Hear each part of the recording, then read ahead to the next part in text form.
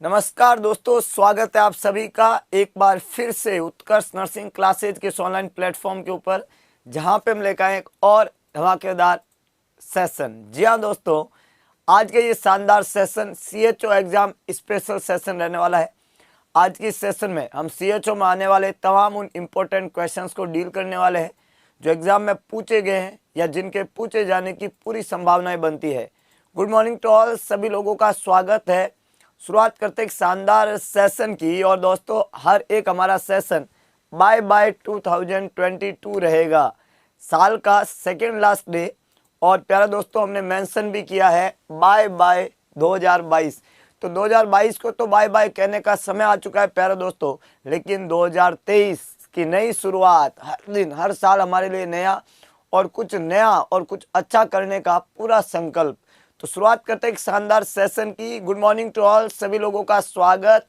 और दिन की शुरुआत जब शानदार सेशन तो हो तो पूरा दिन मजेदार रहने वाला है। और प्यारे दोस्तों, विश्वास करिएगा कि आज का जो ये सेशन है वो बहुत ही ज़्यादा कतई जहर साबित होने वाला है, क्योंकि हम इस सेशन में डील करने वाले हैं एक से बढ़ के एक तमाम उन क्वेश्चंस की जो CHO के एग्जाम में रहेंगे इम्पोर्टेंट। तो सेशन का सबसे पहला क्वेश्चन प्यारे दोस्तों आप लोगों के लिए ये रहा, what are symptom of ear infection. ये लास्ट सेशन में हमने आपसे पूछा था, ईयर इन्फेक्शन के सिम्टम क्या होते हैं। Ear infection most common type का ईयर इन्फेक्शन ओटाइटिस मीडिया, जो कि मिडिल ईयर का इन्फेक्शन होता है। हमने पहले भी आपको बताया ईयर इन्फेक्शन में मोस्ट कॉमन क्या रहता है प्यारे दोस्तों, ओटाइटिस मीडिया। और ये ओटाइटिस मीडिया किसका इन्फेक्शन है, तो ये मिडिल ईयर का इन्फेक्शन है। किसका है, मिडिल ईयर। प्यारे दोस्तों, middle ear infection, middle ear जो है हमारा, उसका इन्फेक्शन जो है वो ओटाइटिस मीडिया कहलाता है। तो मोस्ट कॉमन इन्फेक्शन जो है वो इन्फेक्शन है मिडिल ईयर का। और मिडिल ईयर के इन्फेक्शन को हम किस नाम से जानते हैं, ओटाइटिस मीडिया के नाम से जानते हैं। ये जो ओटाइटिस मीडिया है, मिडिल ईयर का इन्फेक्शन है, वो होने के बाद में जो मरीज है उसमें क्या सिम्टम होंगे, ऐसा क्वेश्चन है पूछा। पहला प्यारे दोस्तों, ट्रबल हियरिंग एंड फीवर। मरीज को सुनने में समस्या है, सुनने में समस्या होगी और उसको बुखार आएगा। तो जब भी इन्फेक्शन होता है वो हमेशा बैक्टीरियोजेनिक होता है ना, ये हमेशा कैसा होता है, बैक्टीरियोजेनिक। बैक्टीरिया जब भी इन्फेक्शन होता है तो ये बैक्टीरिया जनिक होता है, बैक्टीरिया जनिक। तो ये जो बैक्टीरिया जनिक है प्यारे दोस्तों, तो बुखार तो आएगा, ये बैक्टीरिया का सिम्टम है। और सुनने में दिक्कत होगी, जब मिडिल ईयर का इन्फेक्शन होगा या ईयर का कोई भी इन्फेक्शन है तो फीवर आएगा और थोड़ा हियरिंग में डिफेक्ट तो रहेगा। अगला लिखा हुआ है फ्लूइड ड्रेनेज एंड डिजीनेस। कान में से फ्लूइड का ड्रेन होना किस नाम से जाना जाता है, तो जवाब है ओटोरिया। ध्यान रखना, क्या बोलते हैं इसको, ओटोरिया। ये भी सवाल एग्जाम में पूछा हुआ है कि ओटोरिया का क्या मतलब है। ओटोरिया का मतलब है ड्रेनेज फ्रॉम ईयर, और राइनोरिया का मतलब होता है ड्रेनेज फ्रॉम नोज। ओटोरिया की तरह एक और टर्म होता है राइनोरिया। राइनोरिया का मतलब होता है जो है ड्रेनेज फ्रॉम नोज, और ओटोरिया का मतलब होता है ईयर ड्रेनेज। ये दो सिम्टम है। कंजेशन इन द ईयर, कानों में एकदम कंजेशन हो जाना, मतलब एकदम ब्लॉक ईयर हो जाना। ऐसा लगता है कि कान एकदम से डंप हो गए हैं, है ना। ऐसा लगता है ना कभी कभी कि कान क्या हो जाता है, डंप हो जाते हैं। तो ऐसे यहाँ पे डंप लाइक फीलिंग वहाँ पे देखने को मिलती है। कई बार टिनाइटस भी होता है, कई बार क्या होता है, टिनाइटस भी होता है। टिनाइटस का टर्मिनोलॉजी का मतलब होता है कि ringing sensor in the year. इसका मतलब होता है ringing sensation in the year, कानों में घंटियां बजने जैसी आवाज आना, इसको हम टिनाइटस के नाम से जानते हैं। तो टिनाइटस वहां पे रहता है, वहां पे मरीज को ओटोरिया रहेगा, मरीज के कान एकदम डंप रहेंगे, मरीज को हल्का चक्कर रहेगा, मरीज को बुखार भी आएगा, सुनने में प्रॉब्लम होगी। ये सभी चीजें बताती है कि कान का इन्फेक्शन हो गया है। अगर हर मरीज का साइन हो कि भाई कान ऐसे हो रहा है, ये हो रहा है, वो हो रहा है, इसका मतलब देयर इज इन्फेक्शन। और उसका ट्रीटमेंट जो है वो एंटीबायोटिक रहने वाला है। जब भी ईयर इन्फेक्शन हो तो it should be treated with the help of anti microbial agent, antibiotic, जिनका इफेक्ट होता है बैक्टीरियोसाइडल, क्योंकि बैक्टीरिया की वजह से होता है। तो बैक्टीरिया को किल करने वाला मेडिसिन वहाँ पे काम में लिया जाता है। तो डेफिनेटली डी करेक्ट आंसर है। A, B और C तीनों ही बातें कान के इन्फेक्शन के बारे में सत्य है प्यारे दोस्तों। अगले सवाल के साथ में सभी को सवाल को अच्छे से पढ़ना है ऑप्शन को पढ़ना है, अपना जवाब लिखना है और जवाब आपका 100% सत्य होना चाहिए, ऐसी आपकी पूरी कोशिश रहनी चाहिए। सवाल है प्यारे दोस्तों, what is the first indication of pressure injury? Pressure injury का पहला इंडिकेशन क्या है? प्रेशर इंजुरी का पहला इंडिकेशन क्या है? प्रेशर इंजुरी, इसको मैं बैड सोर भी बोल सकता हूँ, मैं प्रेशर सोर भी बोल सकता हूँ। जब भी कोई प्रेशर इंजुरी होती है इसको हम प्रेशर सोर भी कहते हैं। क्या कहते हैं? प्रेशर सोर भी कहते हैं, प्रेशर सोर।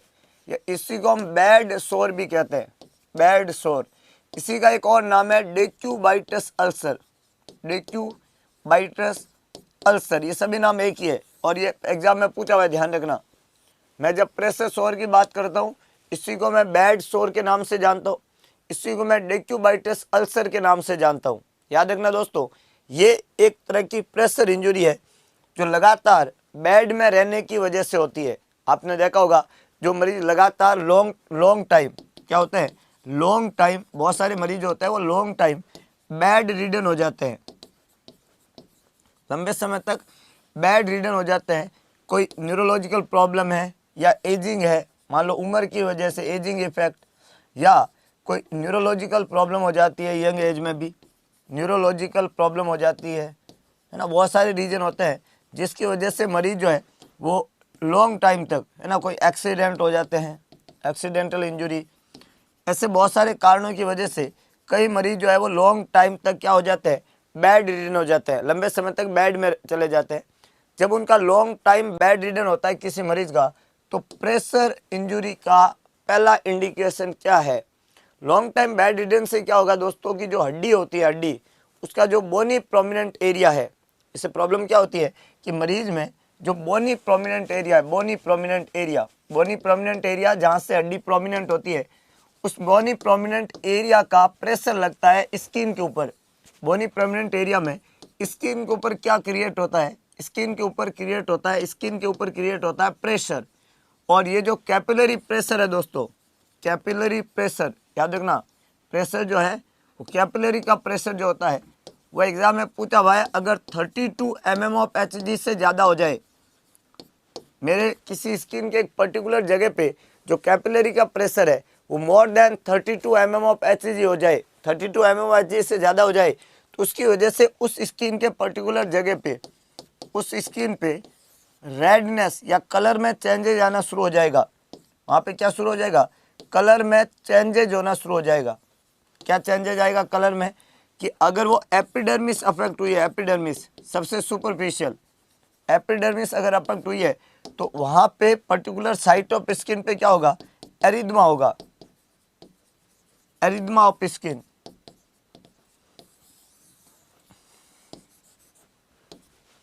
एपिडर्मिस जब सबसे सुपरफिशियल वाली अफेक्ट हुई है तो वहाँ पे क्या होगा? स्किन एकदम लालम लाल हो जाएगी, एरिथमा हो जाएगा। पर मज़ेदार बात है कि स्किन इंटैक्ट रहेगा, वहाँ से हटेगा कटेगा नहीं। एक बहुत ही सिंपल मैकेनिज्म है कि जब भी किसी मरीज में, मैंने क्या बताया, जब भी किसी मरीज में क्या हुआ, जब भी किसी मरीज में लंबे समय तक बेड रिडन रहा, एजिंग का इफेक्ट हुआ, न्यूरोलॉजिकल प्रॉब्लम हुई, एक्सीडेंटल इंजरी हुई, तो उसके स्किन के ऊपर प्रेशर लगा। और ये प्रेशर कितने से ज़्यादा रहता है? अगर ये 32 mm ऑफ Hg से ज़्यादा रहता है तो वहाँ पे ब्लड की सप्लाई का प्रॉब्लम होता है, स्किन को इसीमिया होता है।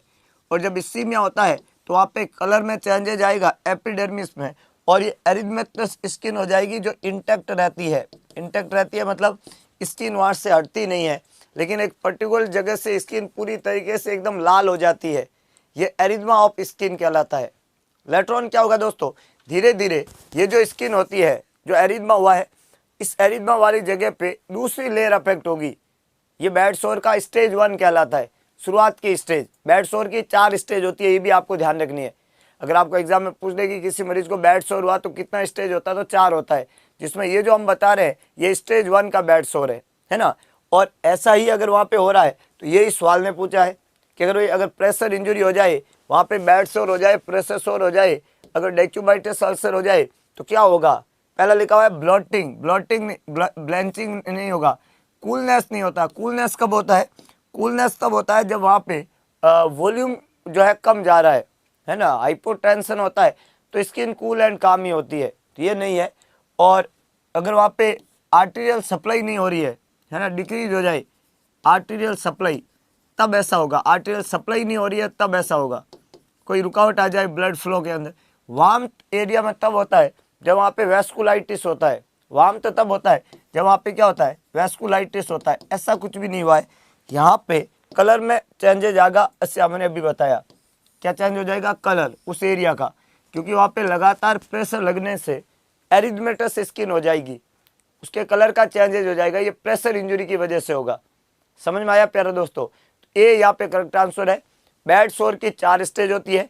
इसके अंदर एक स्केल यूज करते हैं, ब्रेडन स्केल। याद रखना, एग्जाम में ये भी पूछा है। बैड सोर की जो स्केल होती है, स्केल, इस स्केल को नाम देते हैं ब्रेडन स्केल। ब्रेडन, ये नाम याद रख लेना, ब्रेडन स्केल। 6 से लेके 23 नंबर होता है स्केल में। मिनिमम मार्किंग 6 होती है और मैक्सिमम मार्किंग 23 होती है। स्केल का नाम है ब्रेडन स्केल।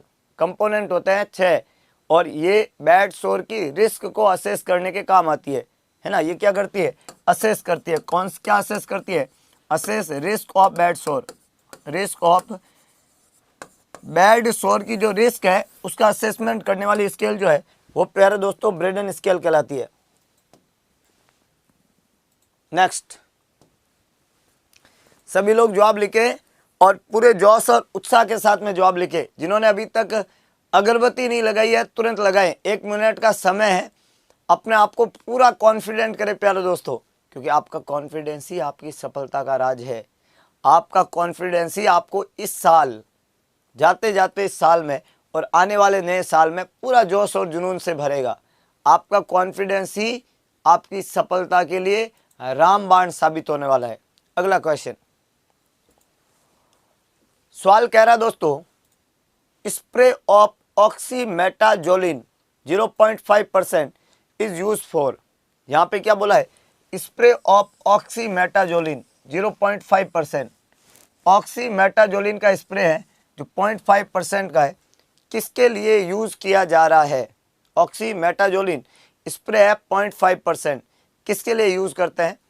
पहला लिखा है discharge ear, varicose vein, block nose, osteosarcoma. Very easy, as a CHO आपको कई मरीजों को देना पड़ सकता है ऑक्सीमेटाजोलिन। तो ऑक्सीमेटाजोलिन आप कब प्रिस्क्राइब करोगे, मरीज आपके पास में क्या समस्या लेके आएगा। पहला लिखा हुआ है, मरीज आपके पास में लेके आएगा कान में डिस्चार्ज हो रहा है, तो ऑक्सीमेटाजोलिन नहीं देंगे। मिडिल ईयर के इन्फेक्शन में ऐसा होता है, एंटीबायोटिक देना पड़ेगा। ध्यान रखना, क्या देना पड़ेगा, एंटीबायोटिक। तो ये तो गलत हो गया। मरीज आपके पास में लेके आएगा वेरिकोज वैन। वेरिकोज वैन जो है दोस्तों, यहाँ पे ध्यान रखना, वेरिकोज वैन कौन सी बीमारी है, वेरिकोज वैन लेग की बीमारी है। Vascular disease of leg, vascular disease of leg, disease of leg, पाँव की वेस्कुलर बीमारी है वेरिकोज वैन। और पाँव के अंदर वीनस प्रॉब्लम है। वेरिकोज वैन क्या प्रॉब्लम है, वीनस प्रॉब्लम है। वीनस, ये आर्टीरियल प्रॉब्लम नहीं है, ये कैसी प्रॉब्लम है, ये वीनस प्रॉब्लम है, वैन की दिक्कत है। वेरिकोज वैन किसकी प्रॉब्लम है, वैन की प्रॉब्लम है, वीनस प्रॉब्लम है। ये जो वेरिकोज वैन है प्यारे दोस्तों, जो वैन की दिक्कत होती है, इसमें वैन जो होती है, वैन के जो वाल्व होते हैं, वाल्व, वैन के वाल्व जो है, वैन के वाल्व वो क्या हो जाते हैं, इनकम्पिटेंट हो जाते हैं, इनकम्पिटेंट हो जाते हैं। वेरिकोज वैन में जो वैन के वाल्व होते हैं वो वाल्व क्या हो जाते हैं, इनकम्पिटेंट हो जाते हैं, जिससे वीनस रिटर्न कम हो जाता है। क्या हो जाता है, डिक्रीज हो जाता है, decrease venous return. Venous return जो है वो वहाँ पे क्या हो जाता है, कम हो जाता है, डिक्रीज हो जाता है। वीनस रिटर्न कम हो पाता है। आपको पता होना चाहिए कि हमारी बॉडी में 2 वेसल्स होते हैं, एक है आर्टरी और दूसरा है वैन। आर्टरी का काम है ब्लड को ले जाना, लेकिन वैन का काम है ब्लड को लाना और अगेंस्ट द ग्रेविटी। याद रखना, वैन का काम है ब्लड को लाना और ये ब्लड अगेंस्ट द ग्रेविटी आता है। कैसे, ये इस तरीके से, मान लो ये आपकी आर्टरी है, इसका काम तो ब्लड को ले जाना, लेकिन वैन का क्या काम था प्यारे दोस्तों, ब्लड को वापस लाना। और ये ब्लड जो चढ़ेगा, वैन का ब्लड जो ऊपर की तरफ आएगा, तो इस ब्लड को बेचारों को अगेंस्ट द ग्रेविटी चढ़ना पड़ता है ऐसे। तो यहाँ पे क्या पाया जाता है, वाल्व। क्या पाया जाता है, यूनिडायरेक्शनल वाल्व। आर्टरी में नहीं होता है, लेकिन वैन में वाल्व होता है, ध्यान रखना। और ये वाल्व यूनिडायरेक्शनल होता है। तो जैसे ही ब्लड ऊपर चढ़ा, नीचे आने लगता है तो वाल्व बंद हो जाते हैं, फिर ऊपर चढ़ा बंद हो जाते हैं, फिर ऊपर चढ़ा बंद हो जाते हैं। इस तरीके से एक एक स्टेप में ब्लड ऊपर की तरफ चढ़ता है। वेरिकोज वेन जो होती है इसमें क्या हो जाता है, ये जो वाल्व है जो ब्लड को ऊपर चढ़ाने में मदद करते हैं और उसको वापस बैक फ्लो नहीं होने देते हैं, ये वाल्व इनकॉम्पिटेंट हो जाते हैं। ये जो वेरिकोज वेन होती है बीमारी, इस बीमारी में वीनस प्रॉब्लम है और इसमें वैन के जो वाल्व होते हैं वो कैसे हो जाते हैं, इनकॉम्पिटेंट हो जाते हैं। मेरे दोस्तों जब वाल्व इनकॉम्पिटेंट हो गए तो ब्लड ऊपर नहीं चढ़ेगा और ब्लड किस में भरेगा, पाँव में ही भर जाएगा।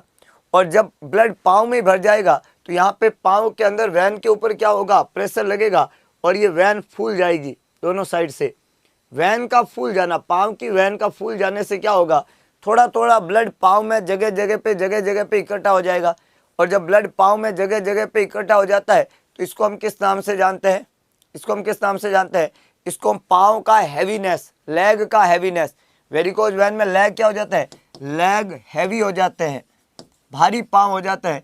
और मरीज जो है वो जब चलता है तो उसको पाँव में दर्द होते हैं, लेग में हैवीनेस आता है। और मरीज चलता है तो मरीज को क्या होता है, पेन होता है लेग में, इसको हम वेरिकोज वेन कहते हैं। तो कान से डिस्चार्ज होना एक प्रॉब्लम है, वेरिकोज वेन एक प्रॉब्लम है। इस वेरिकोज वेन का एक क्लासिकल साइन है प्यारे दोस्तों, और ये होता है टिंडलबर्ग साइन। एक सवाल एग्जाम में पूछा जाता है कि इनमें से वेरिकोज वेन का साइन कौन सा है, तो ये साइन होता है टिंडलबर्ग साइन। कौन सा साइन है, टिंडलबर्ग साइन, टिंडलबर्ग साइन। वेरिकोज वेन का जो साइन होता है प्यारे दोस्तों, इस साइन को क्या नाम दिया जाता है, टिंडलबर्ग साइन। लेकिन ये जो दवाई होती है ये वेरिकोज वेन की नहीं है, यह है ब्लॉक नोज की। किसकी दवाई है, ब्लॉक नोज की। ये एक स्प्रे है और स्प्रे हमेशा नाक में किया जाता है। ये तो एक कॉमन सेंस वाली बात है। जब नाक बंद हो जाता है तो ऑक्सीमेथाजोलिन जो है ये नाक के कंजेशन को कम करने में अपना रोल प्ले करेगा और नाक को खोलने में मदद करेगा। तो ब्लॉक नोज जो है, याद रखना, ब्लॉक नोज जो है उसके अंदर हम ऑक्सीमेथाजोलिन काम में लेते हैं 0.5%, है कि नहीं है। और ये ऑस्टियोसार्कोमा यहाँ पे जवाब नहीं बनेगा। तो करेक्ट आंसर सी है प्यारा दोस्तों, ए बी और डी तीनों ही गलत स्टेटमेंट है, याद रह जाएगा, आसान है, वेरी गुड। अगला क्वेश्चन, हर एक सवाल इंपॉर्टेंट है, हर बात इंपॉर्टेंट है। पूरे जोश और उत्साह और जुनून के साथ में पूरे सेशन से जुड़ जाइएगा। जिन लोगों ने अभी तक अगरबत्ती नहीं लगाई है ना, यहाँ पे अगरबत्ती का मतलब है, जी हाँ, तो तुरंत प्रभाव से लगाए। आप कहोगे सर इससे क्या होगा, इससे आपके अंदर कुछ अलग और कुछ अच्छा करने का एक जुनून पैदा होगा। जैसे हम सुबह उठते हैं ना तो नहाते क्यों है, क्यों हम वहाँ पे जो है भगवान को याद करते हैं, क्यों हम जो है मतलब एक कुछ ऐसे काम होते हैं जो हम अपने ट्रैक से करते हैं और उनके करने का एक खास पर्पज होता है। इसमें हमारी बॉडी जो है वो विश्वास में आती है, हमें अच्छा फील होता है, हम बढ़िया करते हैं, हम कपड़े बदलते हैं रोज़, क्यों, है ना। ये बहुत इंपॉर्टेंट एस्पेक्ट है लाइफ की। कुछ बातें जो है हम चेंज करते हैं, इसका एक रीज़न होता है कि इससे आप कॉन्फिडेंट फील करते हैं, आपके अंदर एक अलग एनर्जी का संचार होता है। यहाँ पे भी आपको एनर्जी चाहिए हर सवाल को जो है डील करने के लिए। मैच्योरिटी रेटिंग स्केल पूछिए प्यारे दोस्तों, मैच्योरिटी रेटिंग स्केल है ना, किससे असेस करेंगे। तो यहाँ पे अलग अलग स्केल है, जिसमें एक स्केल आपको दिया है ग्लासको कोमा स्केल। हमने बताया कि इसको यूज़ किया जाता है, use for assess the level of consciousness, assess the level of consciousness, level of consciousness को असेस करने के लिए जो स्केल काम में ली जाती है, ये पहली स्केल है, इसको नाम देते हैं ग्लासको कोमा स्केल। तो Glasgow coma scale is always use to assess the level of consciousness. ये तो पहला पॉइंट है जो आपको याद रखना है। ग्लासको कोमा स्केल जो होती है इसके 3 कंपोनेंट होते हैं, 3 कंपोनेंट, ध्यान रखना। कितने कंपोनेंट्स है, 3 कंपोनेंट्स है। EVM बोलते हैं इसको, आई वर्बल मोटर, याद रखना 3 कंपोनेंट है। आई का रेस्पॉन्स चेक करते हैं, वर्बल रेस्पॉन्स चेक करते हैं, मोटर रेस्पॉन्स चेक करते हैं, याद रखें। आई के रेस्पॉन्स के अंदर हमने बताया मिनिमम मार्किंग 1 होता है, मैक्सिमम 4 होता है। वर्बल में मिनिमम 1 होता है, मैक्सिमम 5 होता है। मोटर में मिनिमम 1 होता है और मैक्सिमम 6 होता है, याद रखना। आई में मिनिमम 1, मैक्सिमम 4, वर्बल में 1, 5, मोटर में 1, 6, मिनिमम 3, मैक्सिमम 15, इसकी मैं बात करूं तो मिनिमम मार्किंग कितनी होती है 3, मैक्सिमम मार्किंग कितनी होती है 15। ये क्या है ग्लासको कोमा स्केल, किसमें यूज करते हैं assess the level of consciousness, I response, verbal response, motor response. अगला लिखा हुआ है ग्रोथ चार्ट। ग्रोथ चार्ट प्यारे दोस्तों इसको हम बोलते हैं road to health chart, road to health chart. Growth chart को बोलते हैं रोड टू हेल्थ चार्ट। और ये जो ग्रोथ चार्ट है ये टूल है ग्रोथ को असेस करने का, ये टूल है अबनॉर्मल ग्रोथ का, ये टूल है ये पता करने का कि क्या ट्रीटमेंट काम में लिया जाए। एक सवाल और बना हुआ है ग्रोथ चार्ट से प्यारे दोस्तों, इस ग्रोथ चार्ट में कितने कर्व होते हैं 1 2 3 4, ऐसा CHO के एग्जाम में पूछा हुआ है कि ग्रोथ चार्ट जो होता है उसमें कर्व कितने होते हैं, 1 होते हैं, 2 होते हैं, 3 होते हैं या 4 होते हैं। अब आगे ये मत बोलता कि बाबा तेरी जय जयकार है कि नहीं है। तो ये जो ग्रोथ है इस चार्ट के अंदर 3 कर्व होते हैं प्यारे दोस्तों, 3 कर्व होते हैं। और ये ग्रोथ चार्ट काम में लिया जाता है हाइट और वेट को मेजर करने के लिए अकॉर्डिंग टू एज, क्योंकि सबसे अच्छा जो एंथ्रोपोमेट्री माना जाता है मेजर करने का ग्रोथ को वो होता है हाइट और वेट। तो जो वेट और हाइट होते हैं प्यारे दोस्तों ग्रोथ चार्ट जो है इसलिए use to assess the weight and height, है ना, वेट और हाइट अकॉर्डिंग टू एज। उम्र के साथ में मरीज का वजन और हाइट कितना बढ़ रहा है इसका पता किससे चलेगा ग्रोथ चार्ट से। रोड टू हेल्थ चार्ट कहते हैं। कलर कोडिंग इंपॉर्टेंट है, एक मेल बच्चा होता है उसके अंदर ब्लू कलर और एक फीमेल बच्चा होता है उसमें पिंक कलर काम में लिया जाता है, pink for female blue for male. याद रखना ग्रोथ चार्ट जो है वो पिंक होता है फीमेल के लिए,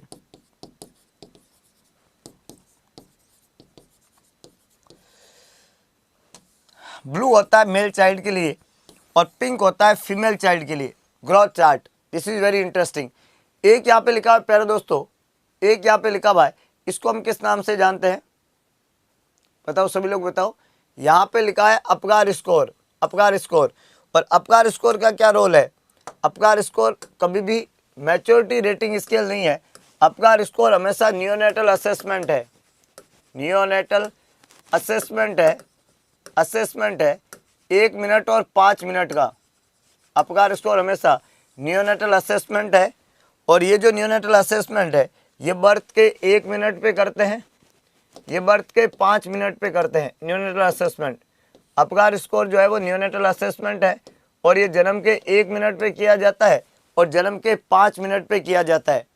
ये जो नियोनेटल असेसमेंट है जो जन्म के 1 और 5 मिनट पे करेंगे, इस 1 और 5 मिनट के असेसमेंट के अंदर जो सबसे खास पॉइंट रहेगा वो रहेगा, हम ये देखना चाहते हैं कि बच्चा बाहर के एनवायरनमेंट में, जो एक्सटर्नल एनवायरनमेंट में उसके खुद को एडजस्ट कर पाया या नहीं कर पाया। याद रखना अपगार स्कोरिंग किया जाता है नियोनेटल असेसमेंट का, असेसमेंट जो है एडजस्टमेंट, हमेशा देखना चाहते हैं कि adjustment, adjustment of external environment, external environment. जो न्यूबॉर्न है वो एक्सटर्नल एनवायरनमेंट में खुद को एडजस्ट कर पाया या नहीं कर पाया, ये अपगार स्कोर से हमें पता चलेगा। 1 और 5 मिनट पे करते हैं। इस अपगार स्कोर से एक सवाल और पूछा जाता है कि एक तो इसके कंपोनेंट, याद रखें, एक तो अपगार स्कोर के कंपोनेंट जो आपको अच्छे से पता है कि सर हम एक तो स्किन का कलर देखते हैं, अपीयरेंस,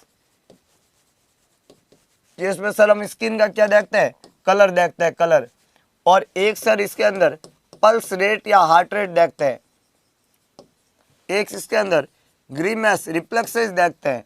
कोई भी स्टिमुलस देते हैं तो बच्चा क्या रिएक्ट करता है, बच्चे की एक्टिविटी यानी मसल की टोन, एक्टिविटी किससे करेगा मसल की टोन, तो मसल की टोन देखते हैं, हार्ट रेट रिफ्लेक्सेस देखते हैं, हार्ट रेट देखते हैं, स्किन का कलर देखते हैं। और यहाँ पे रेस्पिरेशन रेट नहीं पैटर्न देखते हैं, रेगुलर है इरेगुलर है कैसा है, इसको अपगार बोलते हैं, APGAR अपगार स्कोर। प्यारे दोस्तों ये जो अपगार स्कोर है इससे हम कहते हैं कि बच्चा बाहर के एनवायरनमेंट में खुद को एडजस्ट कर पाया या नहीं कर पाया। इसमें सबसे इम्पोर्टेंट जो सबसे बढ़िया और सबसे अच्छा पार्ट होता है अपगार स्कोर का, जो सबसे यूनिक है, सबसे रिलायबल कंपोनेंट है, वो पल्स रेट या हार्ट रेट को माना जाता है। जब भी हम अपगार स्कोर देखते हैं तो अपगार स्कोर का सबसे बेहतरीन कंपोनेंट आपसे पूछे तो हमेशा पल्स रेट या हार्ट रेट को माना जाता है। ये अपगार स्कोर का सबसे इम्पोर्टेंट कंपोनेंट माना जाता है, पल्स रेट और हार्ट रेट को। अपगार स्कोर जो है वो खुद अपने आप में रिलायबल स्केल मानी जाती है न्यूनेटल असेसमेंट की, जिसमें 1 मिनट का डाटा इतना ज़्यादा इंपॉर्टेंट नहीं है जितना 5 मिनट का है। ध्यान रखना, हमने बोला इसको 2 बार करते हैं, 1 मिनट पे पूरा आपका स्कोर चेक करते हैं, 5 मिनट पे पूरा आपका स्कोर चेक करते हैं, 5 मिनट पे। तो जो 5 मिनट पे हम चेक करते हैं वो ज़्यादा स्पेसिफिक, ज़्यादा रिलायबल और ज़्यादा इंपॉर्टेंट डाटा माना जाता है। इसमें मिनिमम मार्किंग 0 रहती है और मैक्सिमम मार्किंग 10 हो सकती है, और अगर 8 से 10 के बीच में नंबरिंग है तो ये अच्छी मार्किंग मानी जाती है। सबसे वर्स्ट होता है जब 0 से 3 के बीच में नंबर हो, ये सबसे वर्स्ट है, सबसे वर्स्ट है, और ये सबसे बेस्ट है। तो 8 से 10 नंबर सबसे बेस्ट है, 0 से 3 वर्स्ट नंबर है। 5 कंपोनेंट है और एक अच्छी स्केल है, नियोनेटल असेसमेंट में काम में लेते हैं, पर इसका मैच्योरिटी या प्री मैच्योरिटी से कोई संबंध नहीं है।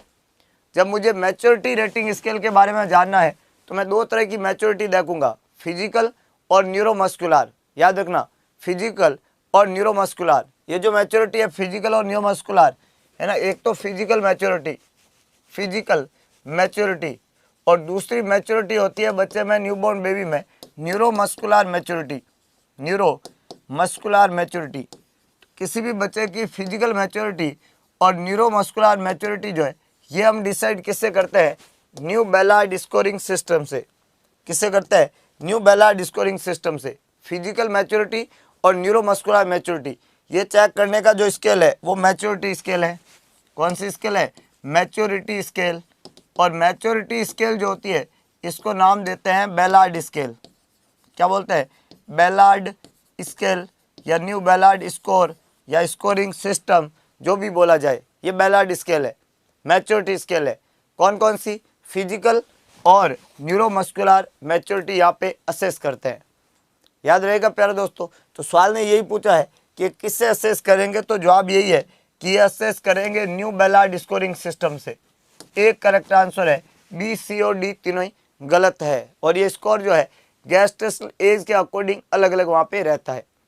क्लियर है चारों स्केल कि साहब बैलार्ड स्केल क्या है, अपगार स्कोर क्या है, ग्रोथ चार्ट किसको कहते हैं, ग्लासको कोमा स्केल किसको कहते हैं। हाँ, स्कार्प साइन इसी के अंदर आता है, आर्म रिकॉइलिंग इसी के अंदर आता है ना। जो जितने भी साइन और रिकॉइलिंग है वो फिजिकल मैच्योरिटी के ही साइन है ना। तो अगर आपको यहाँ पे पूछा है कि स्कार्प साइन किस में आता है, तो इसी में आता है स्कार्प साइन। जो प्रीटर्म या प्री मैच्योर होगा उसके अंदर ये साइन पॉजिटिव होगा। सर स्कार्प साइन क्या होता है, तो आपने देखा होगा स्कार्प बांधते हुए गर्ल्स ज़्यादातर यूज़ करते हैं। एक कपड़ा उन्होंने ऐसे लेना है, फिर वो कपड़े को एक तो यहाँ से ऐसे टाई करते हैं, दूसरा यहाँ से ऐसे टाई करते हैं, तो पूरा ये ब्लॉक हो जाता है, और फिर इसको पीछे टाई कर देते हैं।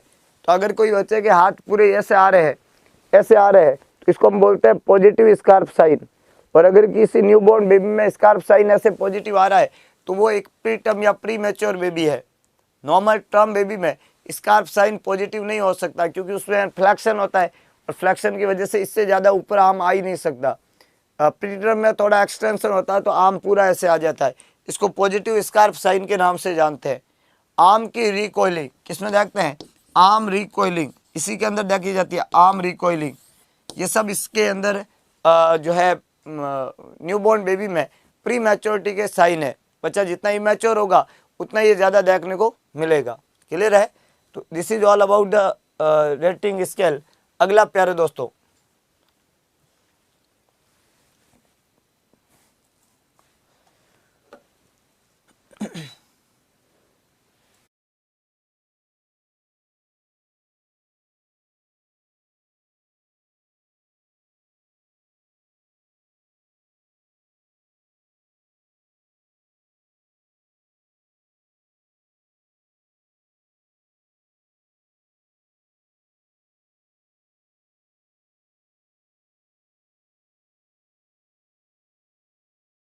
following are immediate essential care to be provided to all the preterm babies। सभी लोग जवाब लिखे भाई, और जिन्होंने अभी तक अगरबत्ती नहीं लगाई है तुरंत प्रभाव से लगाए। हाँ,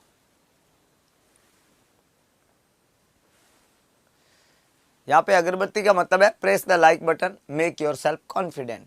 वेरी गुड।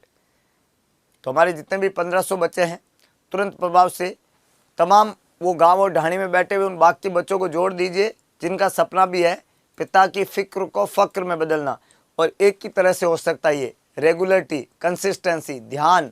हाँ, तो पूरे जोश के साथ में हमने यहाँ पे बोला कि अगर हम एसेंशियल केयर की बात करें, एसेंशियल केयर की, इमीडिएट एसेंशियल केयर की, किसी भी प्री टर्म बेबी में, देखो दोस्तों, टर्म बेबी बोलते हैं, टर्म बेबी जिसका उम्र 37 से 42 वीक होता है, इस एज को टर्म एज कहते हैं।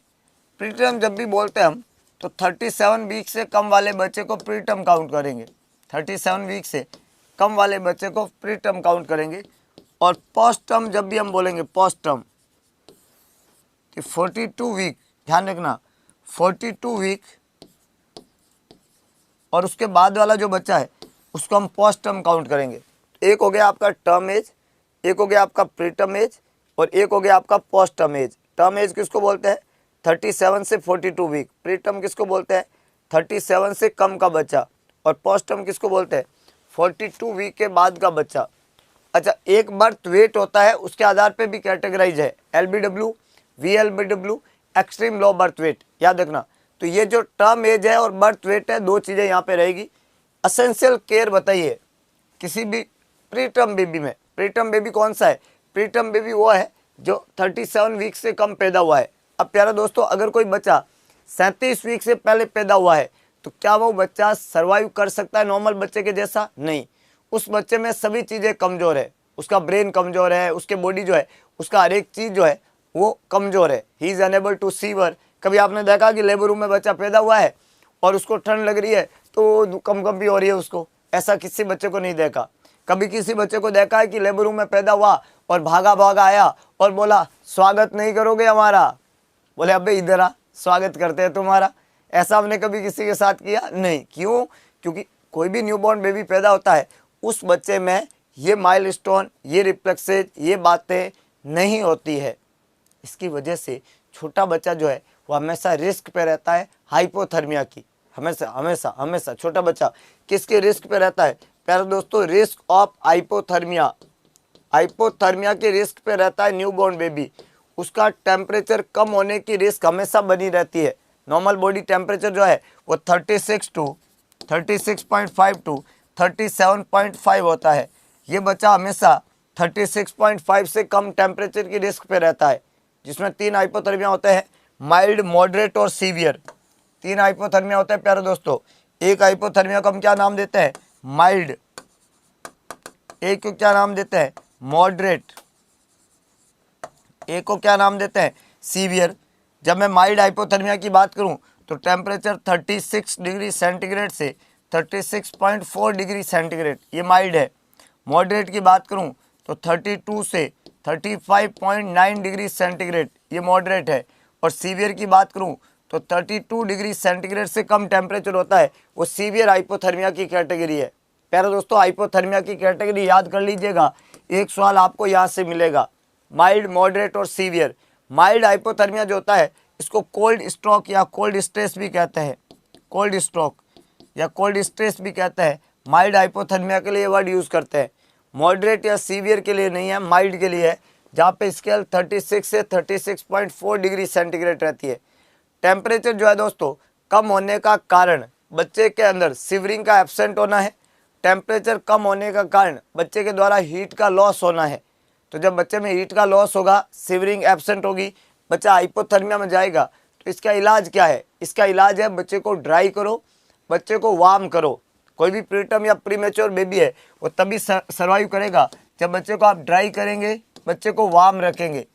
तो बच्चे को एकदम मतलब ड्राई कर दो। जब बच्चा बहुत गीला पैदा होता है तो टॉवल लेके उसको बढ़िया से ड्राई कर दो, उसको अच्छे से गर्म करो, वार्म करो। वार्म और ड्राई बेबी जो है उसके अंदर क्या नहीं होगा? हीट का लॉस नहीं होगा। नहीं तो कॉन्स्टेंटली हीट का लॉस होगा, लेकिन आपने उसको वार्म कर दिया, ड्राई कर दिया, तो हीट का लॉस रुक जाएगा। और जब हीट का लॉस रुक जाएगा तो सर्वाइवल के चांसेस बढ़ जाएंगे। तो यहाँ पे जो पहला काम है वो यही है कि we have to provide the warmth. कोई भी न्यूबॉर्न बेबी पैदा होता है उसमें सबसे पहला काम क्या है? उसको गर्म रखना। हाँ, नो डाउट हर न्यूबॉर्न बेबी में ब्रेस्ट फीडिंग करते हैं, हर न्यूबॉर्न बेबी का इम्यूनाइजेशन करते हैं, हर न्यूबॉर्न बेबी में इन्फेक्शन को प्रिवेंट करना होता है। लेकिन पहला काम आपका क्या रहेगा कि उसको ड्राई कर दो, वार्म कर दो। Warmth is very important for every newborn baby. बच्चे को गर्म रखना बहुत ज़रूरी है। गर्म रखने के अलग अलग एस्पेक्ट है। पहला तरीका यही है कि उसको ड्राई कर दो, दूसरा तरीका यही है कि उसको कवर कर दो, और तरीका क्या है, गर्म रख लूँगा। और तरीका देखिएगा, गर्म रखने के तरीके के अंदर और क्या क्या इंतजाम करेंगे आप, तो रेडिएंट वार्मर काम में लेते हैं। क्या काम में लेते हैं, रेडिएंट वार्मर। सवाल आता है कि कौन से मेथड पे काम करता है, तो जवाब है रेडिएशन मेथड के ऊपर, रेडिएशन मेथड पे काम करता है। रेडिएंट वार्मर नाम है और ये भी बच्चे में यूज़ किया जाता है। दूसरा यहाँ पे प्यारे दोस्तों यूज़ किया जाता है रेडिएंट वार्मर के अलावा इनक्यूबेटर। बच्चों में क्या यूज़ करते हैं, इनक्यूबेटर। दोस्तों ये जो इनक्यूबेटर होता है ये क्या होता है और कैसे यूज़ करते हैं, इनक्यूबेटर यूज़ करते हैं, ये कन्वेक्शन मेथड पे काम करता है, कन्वेक्शन मेथड पे काम करता है। और इसको यूज़ किया जाता है न्यूबॉर्न बेबी में, बच्चे को गर्म रखने के लिए। मतलब बच्चे को इनक्यूबेटर में रख दो और बच्चे का टेम्परेचर स्टेबल रहेगा, माँ के वूम के जैसे ही होता है इनक्यूबेटर। तो याद रखना बच्चे में दो चीज़ें यूज़ की जाती है, रेडिएंट वार्मर यूज़ करते हैं, इनक्यूबेटर यूज़ करते हैं। एक CHO के एग्जाम में सवाल पूछा गया था कि बच्चे में हाइपोथर्मिया को प्रिवेंट करने के लिए लेबर रूम का टेम्परेचर कितना रखेंगे, ऐसा सवाल पूछा गया था। तो आपको अगर पूछे दोस्तों लेबर रूम का टेम्परेचर, लेबर रूम का टेम्परेचर कितना रखोगे, तो लेबर रूम का टेम्परेचर याद रखना हम रखेंगे 23 से 28 डिग्री सेंटीग्रेड। लेबर रूम का जो टेम्परेचर है उसको हम रखेंगे 23 डिग्री सेंटीग्रेड से 28 डिग्री सेंटीग्रेड। इसके अलावा हाइपोथर्मिया को प्रिवेंट करने के लिए अगर बच्चा LBW है प्री टर्म के साथ में, और उसका वजन जो है वो 1200 ग्राम से, ध्यान रखना 1200 ग्राम से 1800 ग्राम के बीच में है, मतलब 1800 ग्राम से कम है और 1200 ग्राम से ज़्यादा है, तब ऐसे बच्चों को हम जो है KMC देते हैं, KMC है ना, क्या देते हैं, कंगारू मदर केयर। अगर बच्चे का वजन इसके बीच में है तो ऐसे बच्चों को हम क्या देंगे, KMC। याद रखना ये भी सवाल एग्जाम में पूछा हुआ है, KMC क्या होता है, kangaroo mother care, kangaroo mother care, इसको KMC कहते हैं। कंगारू मदर केयर जो होती है प्यारे दोस्तों, यहाँ पे 3 कंपोनेंट होते हैं। एक तो एग्जाम में पूछा जाएगा इसके कंपोनेंट बताओ, KMC के कंपोनेंट। तो KMC के कंपोनेंट पूछूं बताऊं मैं तो 3 होते हैं। एक होता है skin to skin contact, skin to skin contact, KMC का पहला कंपोनेंट है skin to skin contact. KMC का दूसरा कंपोनेंट है exclusive breast feeding, exclusive breast feeding, ये दूसरा कंपोनेंट है। और तीसरा कंपोनेंट है early discharge, early discharge and follow up, and follow up.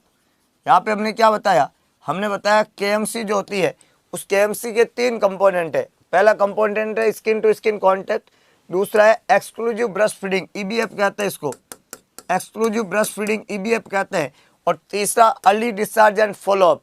ये 3 कंपोनेंट किसके हैं, कंगारू मदर केयर के। ध्यान रखना ये जो KMC होती है, इस KMC को जब हम देते हैं तो अलग अलग सवाल पूछे जाते हैं, जिसमें एक आपको पूछा जाएगा कि जो स्किन टू स्किन कॉन्टैक्ट है ये कौन कराएगा, तो परिवार का कोई भी सदस्य करा सकता है। बच्चे के कपड़ों को रिमूव करते हैं और परिवार के सदस्य जो है वो अपने कपड़ों को हटा के और direct skin to skin contact में रखता है न्यूबॉर्न बेबी को। तो इससे क्या होगा, वो जो हीट है उसका बच्चे में ट्रांसफ़र होगा, बच्चा ठंडा नहीं पड़ेगा, इसको direct skin to skin contact कहते हैं। एक्सक्लूसिव ब्रेस्ट फीडिंग मदर कराएगी, पहले 6 महीने का ये प्रोसेस होता है जिसमें माँ के दूध के अलावा बच्चे को कुछ भी नहीं देना होता है और बच्चे को हर आधे घंटे में बार बार फीडिंग करानी होती है। KMC में बच्चे को बार बार फीडिंग कराई जाती है, याद रखना। हाँ, तो यहाँ पे ये भी रहेगा। और बच्चे को जल्दी डिस्चार्ज और फॉलोअप के लिए बुला सकते हैं अगर बच्चे का वजन जल्दी बढ़ जाता है, तो इस बात को हमें ध्यान रखना है। तो ये जो 3 बातें रहेगी ये दोस्तों कंगारू मदर केयर के कंपोनेंट में आती है, KMC इसको नाम दिया जाता है। इस KMC में मिनिमम जो है प्यारे दोस्तों,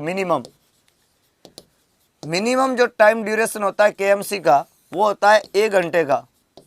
मैक्सिमम जो होता है, मैक्सिमम 24 घंटे तक कंगारू मदर केयर दे सकते हैं एक बच्चे को। मिनिमम जो है वो 1 घंटे तक देते हैं और मैक्सिमम जो है वो 24 घंटे तक KMC दिया जा सकता है। KMC किसी भी बच्चे में, हाँ किसी भी बच्चे में ब्रेस्ट फीडिंग जो है करा के और उसके वजन को बढ़ाने का सबसे अच्छा तरीका होता है। और बच्चे का वजन जब 1800 ग्राम से ज़्यादा हो जाता है तो बच्चा वापस स्टेबल हो जाता है। इस बात का आपको ध्यान रखना है, याद रह जाएगा। हाँ, मिनिमम जो है 1 आवर्स है और मैक्सिमम जो है वो 24 आवर्स यहाँ पे रहता है कंगारू मदर केयर का समय पीरियड, याद रह जाएगा। आसान है। चलिए अगले क्वेश्चन की तरफ बढ़ते हैं। सभी लोग जवाब लिखेंगे, क्या आंसर होना चाहिए, देखते हैं कितने लोग सही जवाब दे पाते हैं। हाइपोथर्मिया का सवाल हमने पूछा है, जवाब लिखे प्यारे दोस्तों। और याद रखें, जिंदगी में एक बात हमेशा याद रखें, आपकी मेहनत आपकी सफलता का साथी बनने वाली है। किसी ने कहा कि रख हौसला वो मंजर भी आएगा, प्यासे के पास में चलकर समंदर भी आएगा, होके ना मायूस यूं बैठे मंजिल के मुसाफिर, मंजिल भी मिलेगी और मिलने का मजा भी आएगा। लेकिन मजा कब आएगा, जब हौसला, विश्वास और जुनून के साथ में काम किया जाएगा। अगर आपने अपने आप को पूरा कॉन्फिडेंट रखा, अगर आपका सपना है अपने पिता के फिक्र को फक्र में बदलने का, जो जोश, जुनून और उत्साह बिल्कुल कम नहीं होना चाहिए। हर सवाल इम्पोर्टेंट है तो आपका हर जवाब उससे भी ज़्यादा इम्पोर्टेंट है। हर एक बात इम्पोर्टेंट है, वो आपके पॉइंट ऑफ व्यू में तब जब आप पूरे जोश के साथ में पूरे सेशन को बहुत ज़बरदस्त तरीके से अरेंज करते हैं। तो अपने आप को पूरे उत्साह के साथ में जोड़े रखे प्यारे दोस्तों। सेशन आप ही का है, आप ही के लिए है और आप इसको बेहतरीन ढंग से पढ़ सकते हैं, समझ सकते हैं, सीख सकते हैं। तो जिन भी रसगुल्लों ने अभी तक अगरबत्ती नहीं लगाई है, अगले 1 मिनट का समय देता हूँ, पूरे उत्साह के साथ में press the like button, make your self confident. आग की तरह फैल दिया जाए, लगा दे आग पानी में, जवानी उससे कहते हैं, और जो सीनलेस सिलेक्शन कहानी उससे कहते हैं। तो हर गांव और हर ढाणी में इस बार CHO पार का नारा चला जाना चाहिए। उत्कर्ष के साथ ये आपका सपना पूरा होने वाला है। तो यहाँ पे मैं एक बहुत ज़बरदस्त इन्फॉर्मेशन आज के सेशन में आपको देने भी वाला हूँ प्यारे दोस्तों। आपको पता होना चाहिए कि जो साल का खात्मा हो रहा है और उसके साथ में एक मेगा सेल चल रहा है उत्कर्ष के अंदर, उसके बारे में क्या है, क्या कोर्सेज है, कोर्सेज में कितना ज़बरदस्त डिस्काउंट है, ये सभी बातें हम आगे आपको बताने वाले हैं। अभी आपको फोकस करना है टेम्परेचर के ऊपर। हाइपोथर्मिया का हमने बताया, तो यहाँ पे 4 तरह के टेम्परेचर दिए हुए हैं और हर कोई जो है वो अलग अलग तरीके से यहाँ पे जवाब लिख रहे हैं। एक बहुत इंपॉर्टेंट बात है, मैं अगर बताऊँ, यहाँ पे लिखा है प्यारे दोस्तों कि 97 to 99, 99 to 100, 95 to 97, 92 to 94। जब 4 ऑप्शन है, याद रखो, जब 4 ऑप्शन है तो इन 4 ऑप्शन में आपको यही पूछा है कि हाइपोथर्मिया किसको कहते हैं, हाइपोथर्मिया किसको कहते हैं। तो बहुत ज़बरदस्त है कि ये और ये तो वैसे ही गलत है, क्योंकि हाइपोथर्मिया का मतलब ही होता है कि कम से कम टेम्परेचर। अब इसको भी चेंज कर रहे हैं, बदल रहे हैं, फिर अपना दिमाग लगा रहे हैं, कुछ और कुछ भी लिख रहे हैं, कुछ ऐसा नहीं होता है। हाइपोथर्मिया का मतलब होता है कम से कम टेम्परेचर। अब चारों में आप देख लो कि सबसे कम टेम्परेचर कौन सा वाला है, तो सबसे कम टेम्परेचर यही तो है, ये सबसे कम ही तो है। 92 और 94 क्या दूसरों से ज़्यादा है? नहीं। तो इससे ज़्यादा हाइपोथर्मिया क्या हो सकता है बताओ। आपको कोई माइल्ड, मॉडरेट, सीवियर कुछ नहीं लिखा है, आपको ये पूछा है कि हाइपोथर्मिया कौन सा है, ये हाइपोथर्मिया है। जो स्केल में जो टेम्परेचर सबसे कम है वो हाइपोथर्मिया है। इस पर कैलकुलेशन की जरूरत कहाँ है। सेंटीग्रेड को फ़ारेनहाइट में बदल रहे हैं, फ़ारेनहाइट को सेंटीग्रेड में बदल रहे हैं, दिमाग लगा रहे हैं, पूरे गुणा और भाग और आधा रजिस्टर तो भर दिया रसगुल्ले ने, लेकिन कॉमन सेंस नहीं लगा रहे हैं कि क्या पूछा है। हाइपोथर्मिया पूछा है तो कम से कम टेम्परेचर है, वही हाइपोथर्मिया है। बात क्लियर, याद रहेगा क्या। पंचाणु वाला वहीं जाएगा जहां उसको जाना है। एक बहुत इंपॉर्टेंट बात है, समझ लो। इन दोनों में कौन हाइपोथर्मिया है, तो ये हाइपोथर्मिया है। एक मेरा बड़ा भाई है, एक मेरा छोटा भाई है, तो बोला जाएगा कि बड़ा भाई बड़ा है या छोटा भाई बड़ा है। बोले ये कैसा सवाल है, बड़ा ही बड़ा होगा, छोटा छोटा होगा। इसमें कोई स्केल की जरूरत है क्या? नहीं। क्यों? क्योंकि बड़ा हमेशा बड़ा होता है और छोटा हमेशा छोटा होता है। एक सिंपल कंसेप्ट है, कॉमन सेंस है। कई बार कॉमन सेंस हम भूल जाते हैं। मैं फिर बताता हूँ कि ज्ञान और ध्यान दो अलग अलग बातें हैं। ज्ञान तो पालोगे, ध्यान कहाँ से लाओगे? ध्यान हम देंगे आपको। ध्यान कैसे रखा जाता है ये आपको सीखना है, इस बात का आपको ध्यान रखना है। अगला question,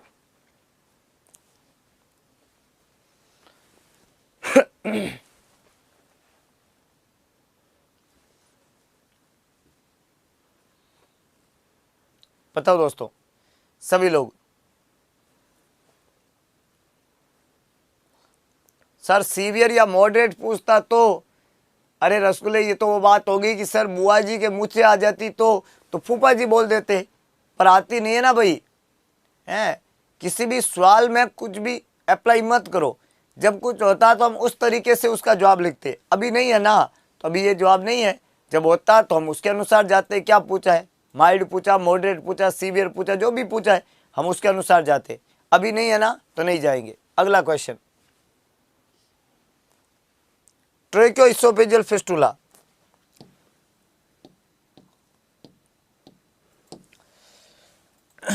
Tracheoesophageal fistula should be suspected in a neonate immediately after birth of 3 following is present। प्यारे दोस्तों थोड़ा सा मुश्किल हो रहा है, लेकिन मुश्किल कुछ भी नहीं दुनिया में, ये तो हम हमेशा ही मानते हैं। आवाज़ में आपको चेंज आएगा क्योंकि मेरा जीभ पीछे से काफ़ी ज़्यादा गड़बड़ हो चुका है और इससे बोलने में थोड़ा दिक्कत हो रहा है, इसलिए आपको लग रहा है कि थोड़ा बीच बीच में समय लग रहा है। ये लगेगा, आप बिल्कुल इसको ज़रा कॉन्फिडेंस के साथ में रखिएगा, अपने आप को जमाए रखिएगा, क्योंकि समय लग सकता है लेकिन सफल तो हम होके दिखाएंगे। किसी ने कहा मुश्किल कुछ भी नहीं दुनिया में, तू जरा हिम्मत तो कर। मुश्किल कुछ भी नहीं दुनिया में, तू जरा हिम्मत तो कर। अरे ख्वाब बदलेंगे हकीकत में, तू जरा कोशिश तो कर। तो अगर आप कोशिश करेंगे तो आप कर लेंगे, एक तय बात है ना। तो यहाँ पे आपको ध्यान रखना है, हमने बताया फिस्टुला का पूछा है, ट्रेकोइसोफेजियल फिस्टुला का पूछा है, और पूछा है प्यारे दोस्तों इमीडिएटली आफ्टर बर्थ जो है 3 चीज़ें प्रेजेंट होगी, जॉन्डिस, बाइल स्टेन वोमिटस और एब्सेंस ऑफ सकिंग और excessive amount of saliva in the mouth. 4 चीज़ें यहाँ पे दी हुई है, कौन सा आंसर होना चाहिए, जवाब लिखिएगा।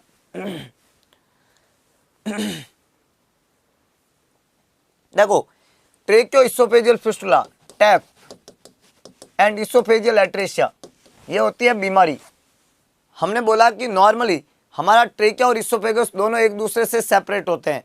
नॉर्मली हमारा ट्रेकिया और इसोफेगस, याद देखो ये आगे की तरफ होता है ट्रेकिया और पीछे की तरफ होता है इसोफेगस, और नॉर्मली एक दूसरे से आपस में क्या रहते हैं, सेपरेट रहते हैं, दोनों आपस में कभी भी जुड़े हुए नहीं रहते हैं। पर प्रॉब्लम क्या होती है इस बीमारी में कि इनका दिक्कत हो जाता है जन्म से, इनका फॉर्मेशन माल फॉर्मेशन होता है। और इनके माल फॉर्मेशन में क्या होता है, इसके माल फॉर्मेशन में होता है कि ये जो इसोफेगस है, इसोफेगस 2 भाग में बढ़ जाता है। इसोफेगस का एक भाग ऊपर एक भाग नीचे ऐसे हो गया। तो अगर इसोफेगस ऐसे टूट गया, इसमें 2 एंड बन गए। क्या 2 एंड बन गए, एक एंड बन गया आपका प्रोक्सिमल, एक एंड बन गया आपका डिस्टल, 2 एंड बन गए प्रोक्सिमल और डिस्टल। इसको हम बोलते हैं इसोफेजियल एट्रेसिया। क्या बोलते हैं, एट्रेसिया। एट्रेसिया में इसोफेगस के 2 भाग हो जाते हैं, 2 टुकड़े हो जाते हैं, एक प्रोक्सिमल एंड बन जाता है, एक डिस्टल एंड बन जाता है, और उसकी कंटिन्यूटी क्या होगी, ब्रेक हो गई। इसोफेगस बिल्कुल भी क्या नहीं रहा, कंटिन्यू नहीं रहा। ये एक पहला काम होता है, इसोफेजियल एट्रेसिया कहते हैं इसको। और अगर इस तरीके का डिफेक्ट देखने को मिलता है तो इसको टाइप 1 का ट्रेकोइसोफेजियल फिस्टुला या इसोफेजियल एट्रेसिया कहता है, टाइप 1। इसके अलग अलग टाइप बनते हैं, ये जो हुआ है ये टाइप 1 हुआ है। अब यहाँ पे जब टाइप 1 का ट्रेकोइसोफेजियल फिस्टुला या फिस्टुला का मरीज पैदा होता है, अब मान लो ये बच्चा कुछ भी खाता है प्यारे दोस्तों, कुछ भी खाता है, तो क्या सामान आगे जाएगा, नहीं, आगे नहीं जाएगा, तो गले में इकट्ठा होगा तो वो बाहर की तरफ निकालेगा, वो आगे भेजेगा नहीं, आगे जा ही नहीं रहा तो क्या भेजेगा। तो मेरा जब स्वेलोइंग का प्रोसेस आगे नहीं जाता है ना, मैं अगर उसको ये नहीं कर पा रहा हूँ तो मैं क्या करूँगा, उसको बाहर निकालूंगा। जब वो बाहर निकलता है इसको ड्रूलिंग कहते हैं। यहाँ पे बाहर जब हम निकालते हैं तो उसको क्या बोलते हैं, drooling. Excessive amount of saliva in the mouth, इसको ड्रूलिंग कहते हैं, है ना। अभी मैंने बोला कि मेरे का जीभ का जो पीछे की तरफ घाव है उससे मैं क्या कर नहीं पा रहा हूँ, प्रॉपर स्वेलोइंग नहीं कर पा रहा हूँ, है ना। और जब प्रॉपर स्वेलोइंग नहीं होती है तो उसकी वजह से मेरे माउथ के सिक्रेशंस जो होते हैं वो अच्छे से स्वेलोइंग रिफ्लेक्स बढ़िया नहीं होने से थोड़ा मुंह में थोड़ी देर से भर जाते हैं। जब भर जाते हैं तो आवाज़ गड़बड़ाने लग जाती है। तो मैं क्या करता हूँ, ऐसा करके उसको बड़ी कोशिश करके उसको स्वेलो करता हूँ। तो इसका मतलब इस बच्चे में भी ऐसा ही कुछ समस्या है कि उसका सलाइवा जो है वो माउथ में ज़्यादा इकट्ठा हो जाता है। नॉर्मली हमारे साथ में ऐसा नहीं होता है तब तक जब तक हमारी फिजियोलॉजी नॉर्मल होती है। तो ये जो फिजियोलॉजी जब तक नॉर्मल है तब तक प्रॉब्लम नहीं है, लेकिन जब अबनॉर्मल हुआ तो एक्सेसिव अमाउंट में जो सलाइवा है माउथ के अंदर, हमें लग रहा है कि माउथ में सलाइवा ज़्यादा बनता है, बन ज़्यादा नहीं रहा है, बनता तो उतना ही है, पर उसको जब हम स्वेलो नहीं कर पाते हैं तो क्या हो जाता है, ये बाहर की तरफ आता है, बाहर की तरफ वापस, है ना। ये जो है जब ये आगे नहीं जाता है, स्वेलो जब हम नहीं कर पाते हैं, तो ये एक्सेसिव अमाउंट ऑफ सलाइवा कहाँ आता है, बाहर आता है। और बच्चे में यहाँ पे फ्रॉदिंग और ड्रूलिंग देखने को मिलेगी। बच्चे में यहाँ पे क्या देखने को मिलेगी, फ्रॉदिंग देखने को मिलेगी, फ्रॉदिंग। और हम कहते हैं वहाँ पे क्या देखने को मिलेगी, ड्रूलिंग देखने को मिलेगी। तो दोस्तों यहाँ पे फ्रॉदिंग और ड्रूलिंग ये यहाँ पे देखने को मिली थी, ध्यान रखना। हाँ, और ये डी यहाँ पे करेक्ट तरीका रहेगा।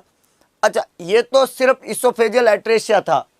एट्रेशिया मतलब जब दो एंड बन जाते हैं तो इसको एट्रेशिया कहते हैं। और कई बच्चों में क्या होता है, वहाँ पे फिस्टुला भी बनने लग जाता है। फिस्टुला क्या होता है, फिस्टुला होता है प्यारे दोस्तों जब ये एट्रेसिक पार्ट जो है वो कनेक्ट होने लग जाता है, किसके साथ में, ट्रेकिया के साथ में। ये ऊपर से कनेक्ट हो सकता है, नीचे से कनेक्ट हो सकता है, दोनों ही कनेक्ट हो सकता है। ऐसी 3-4 बातें और रहती है। तो ये कैसे रहती है देखिएगा, मैं इमेज के साथ में आपको बताऊं। तो टाइप 2 की हम बात करें, ये मान लो आगे की तरफ आपका ट्रेकिया है, पीछे इसोफेगस है। इसोफेगस के दो एंड तो बन गए, ऐसा तो हमने पढ़ ही लिया कि भाई दो एंड बन जाते हैं। अब ये ऊपर वाला जो एंड है ये क्या हो गया, ये मिल गया इसके साथ में, ट्रेकिया के साथ में। एक प्रॉब्लम ये हो गया।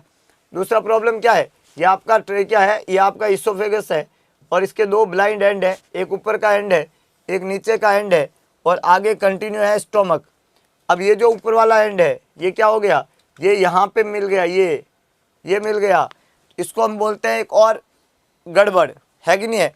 इसके अलावा तीसरा जो होता है, तीसरा यहाँ पे ये है, और ये एक एंड था, ये दूसरा एंड था। अभी क्या होगा, दोनों एंड मिल जाएंगे, दोनों एंड क्या होगा, ये मिल गया इसके साथ में, ध्यान रखना, और ये मिल गया इसके साथ में, दोनों एंड मिल जाते हैं। ये 3 और टाइप बन गए। देखो, पहला टाइप था सिर्फ इसोफेजियल एट्रेशिया। दूसरा टाइप क्या हो गया, दूसरा टाइप हो गया प्यारे दोस्तों टाइप 2। ये टाइप 2 है, टाइप 2। इसमें प्रॉक्सिमल जो है ये फिस्टुला है, फिस्टुला, और डिस्टल एंड पे क्या है, एट्रेशिया है। ये है टाइप 3। इसमें प्रॉक्सिमल एंड पे क्या है, एट्रेशिया है, और डिस्टल एंड पे क्या है, फिस्टुला है।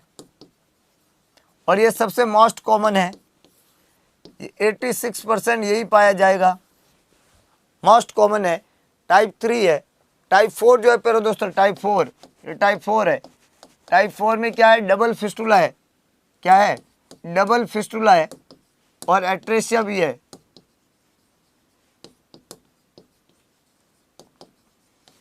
डबल फिस्टुला और एट्रेशिया भी है।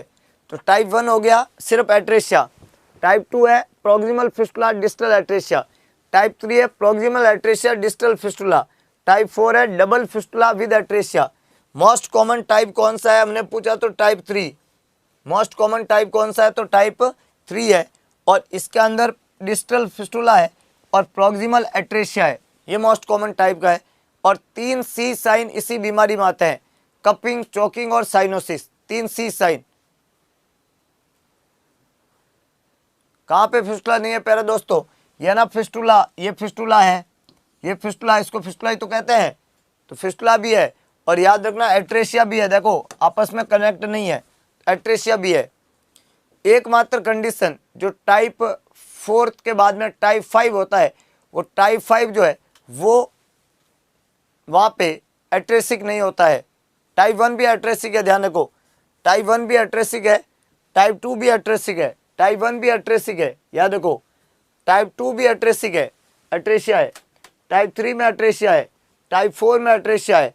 एकमात्र जो टाइप 5 होता है, टाइप 5 में एट्रेशिया नहीं होता है, फिस्टुला डबल होता है।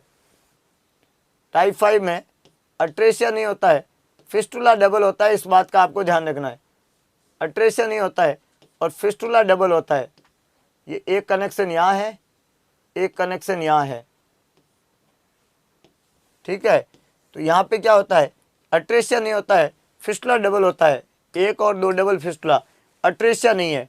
इसको टाइप 5 या एच शेप कहते हैं, एच शेप बोल दो, टाइप 5 बोल दो, डबल फिस्टुला बोल दो, डबल फिस्टुला ये बोल दो, without atresia, without atresia, atresia नहीं है और डबल फिस्टुला है, टाइप 5 है, एच शेप का होता है, तो एच शेप बोल दो, टाइप 5 बोल दो, डबल फिस्टुला बोल दो, पर एट्रेशिया यहाँ पे नहीं है। सबसे कॉमन कौन सा है तो टाइप 3, सबसे डेंजरस कौन सा है तो टाइप 2। ये जो टाइप 2 होता है ये सबसे ज़्यादा डेंजर है, तो डेंजर पूछे तो टाइप 2, कॉमन पूछे तो टाइप 3, ऐसा एग्जाम में पूछा जाता है। और यहाँ पे सिम्टम पूछे तो सिम्टम में हमने बोल दिया एक सिम्टम तो ये हो ही गया, इसके अलावा 3C साइन होता है इसके साथ में, 3C साइन आपको पूछेंगे 3C साइन कौन सी बीमारी के है, तो 3C साइन इसी बीमारी के है ना, साइन 3C साइन ये कौन से होते हैं, coughing, choking and cyanosis, choking, coughing, cyanosis, इनको 3C साइन कहते हैं, कफिंग, चोकिंग और साइनोसिस, इनको बोलते हैं 3C साइन। कौन सी बीमारी में देखने को मिलता है, ट्रेकियोइसोफेजियल फिस्टुला और इसोफेजियल एट्रेशिया में। सेकंड सबसे ज़्यादा डेंजरस है, याद रखना, बहुत इंपॉर्टेंट है, सभी बातें एक एक करके एग्जाम में पूछी जाती है। अगले क्वेश्चन की तरफ बढ़ते हैं।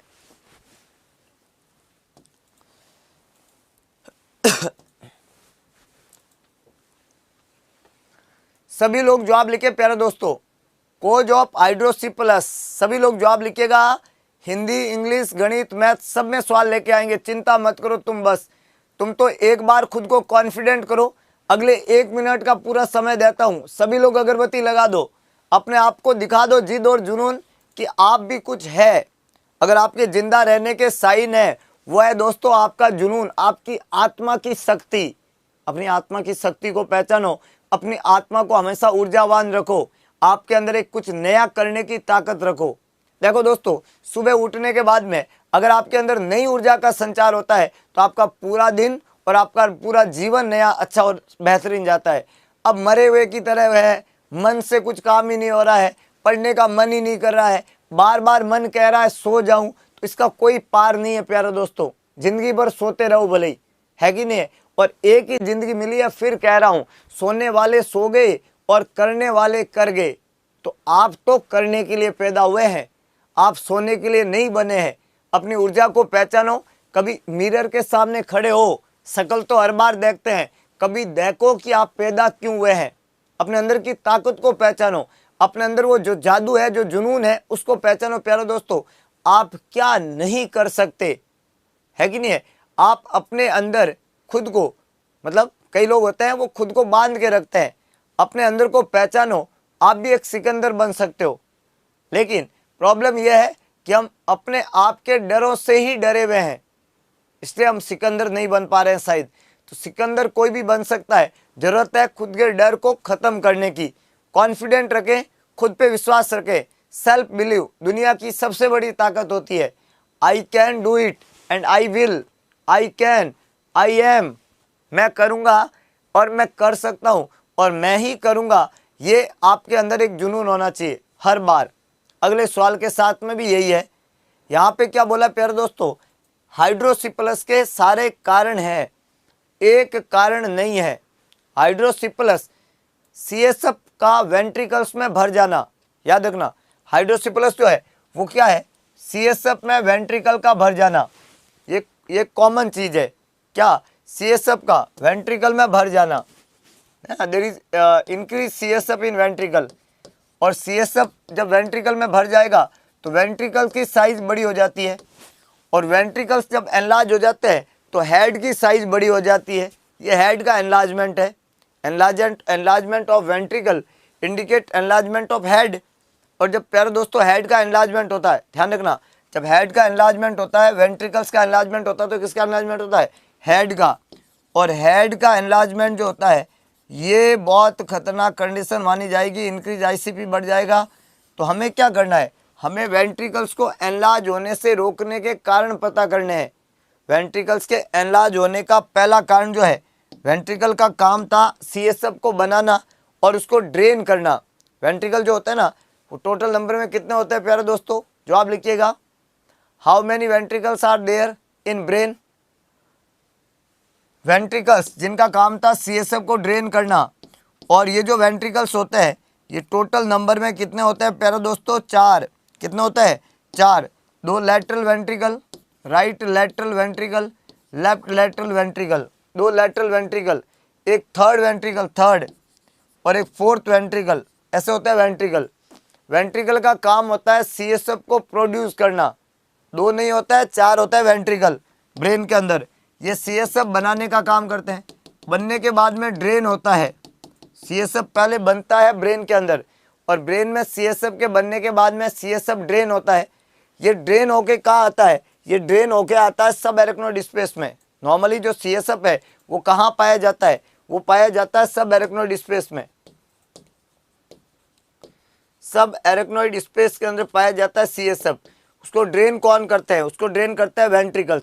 तो वेंट्रिकल से CSF ड्रेन होता है, थर्ड में आता है, थर्ड से फोर्थ में आता है, और कहाँ जाता है? सब एरेक्नोइड स्पेस में जाता है CSF।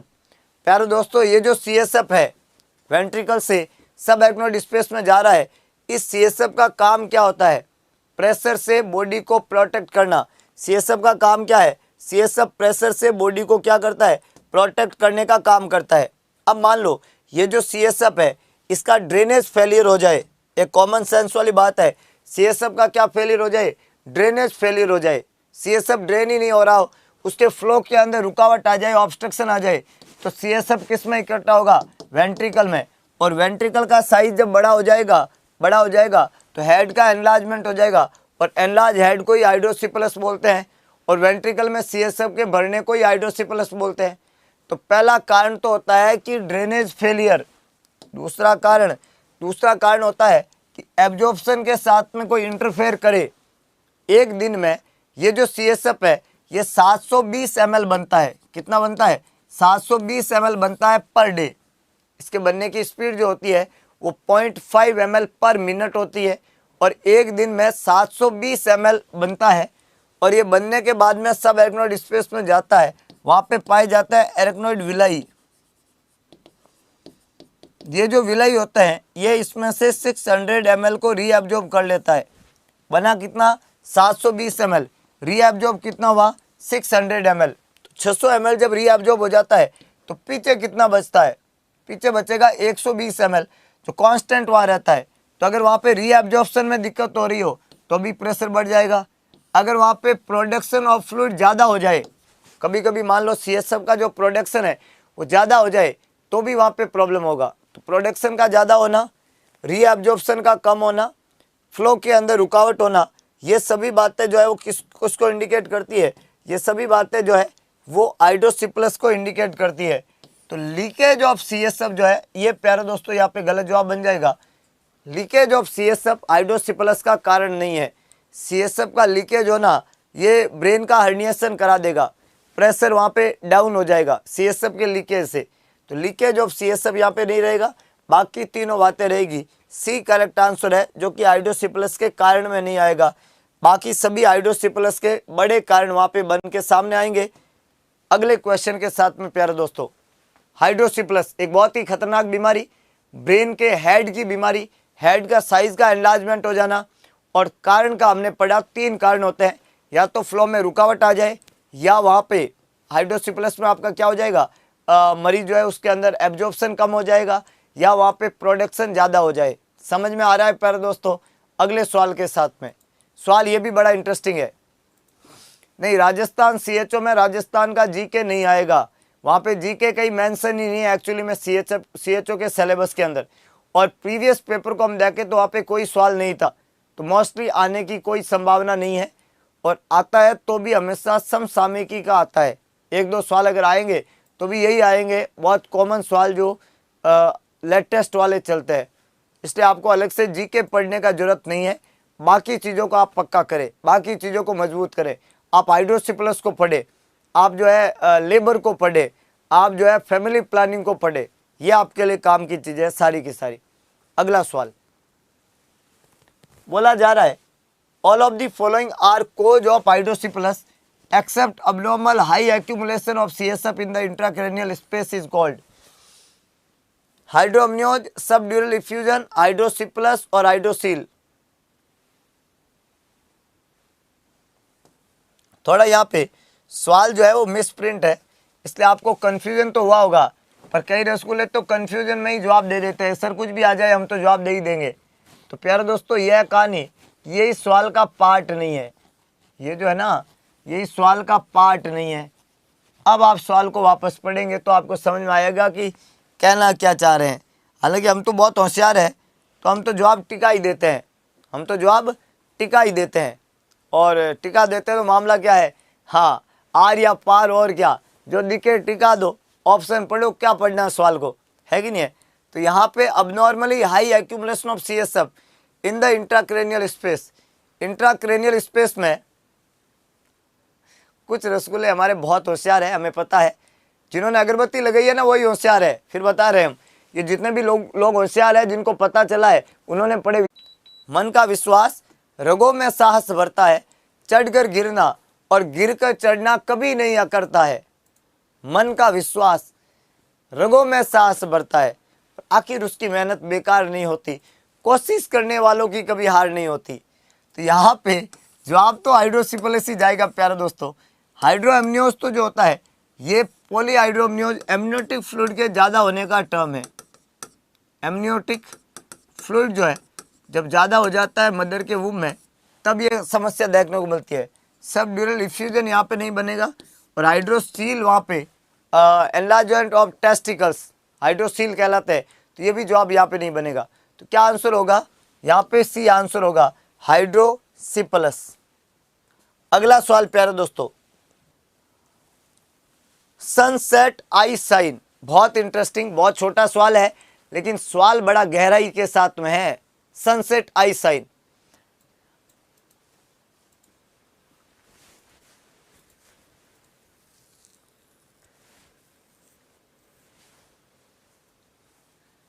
Encephalitis, hydrocephalus, congenital heart disease और मेनिंजाइटिस।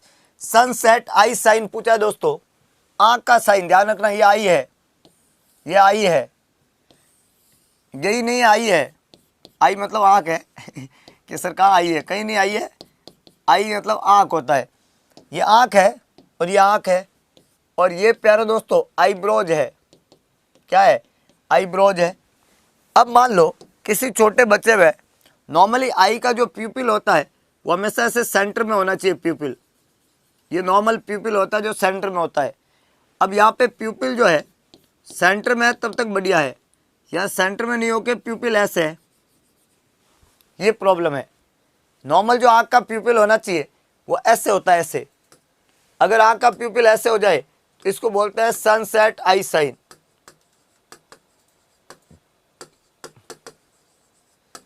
अब प्यूपिल जो है ऐसे नीचे क्यों सेट हो गया, क्योंकि वहाँ पे दिमाग में प्रेशर बढ़ गया।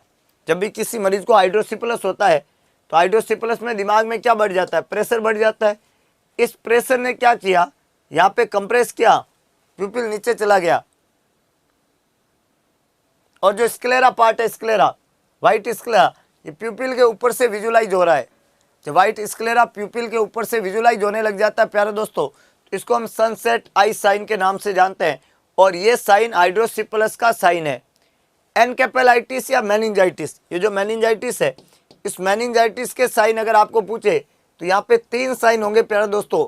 नक्कल रिजिडिटी, एक साइन आता है नक्कल रिजिडिटी, आपको एग्जाम में पूछा जाएगा कि नक्कल रिजिडिटी कौन सी बीमारी में होता है, मेनिंजाइटिस के अंदर नक्कल रिजिडिटी।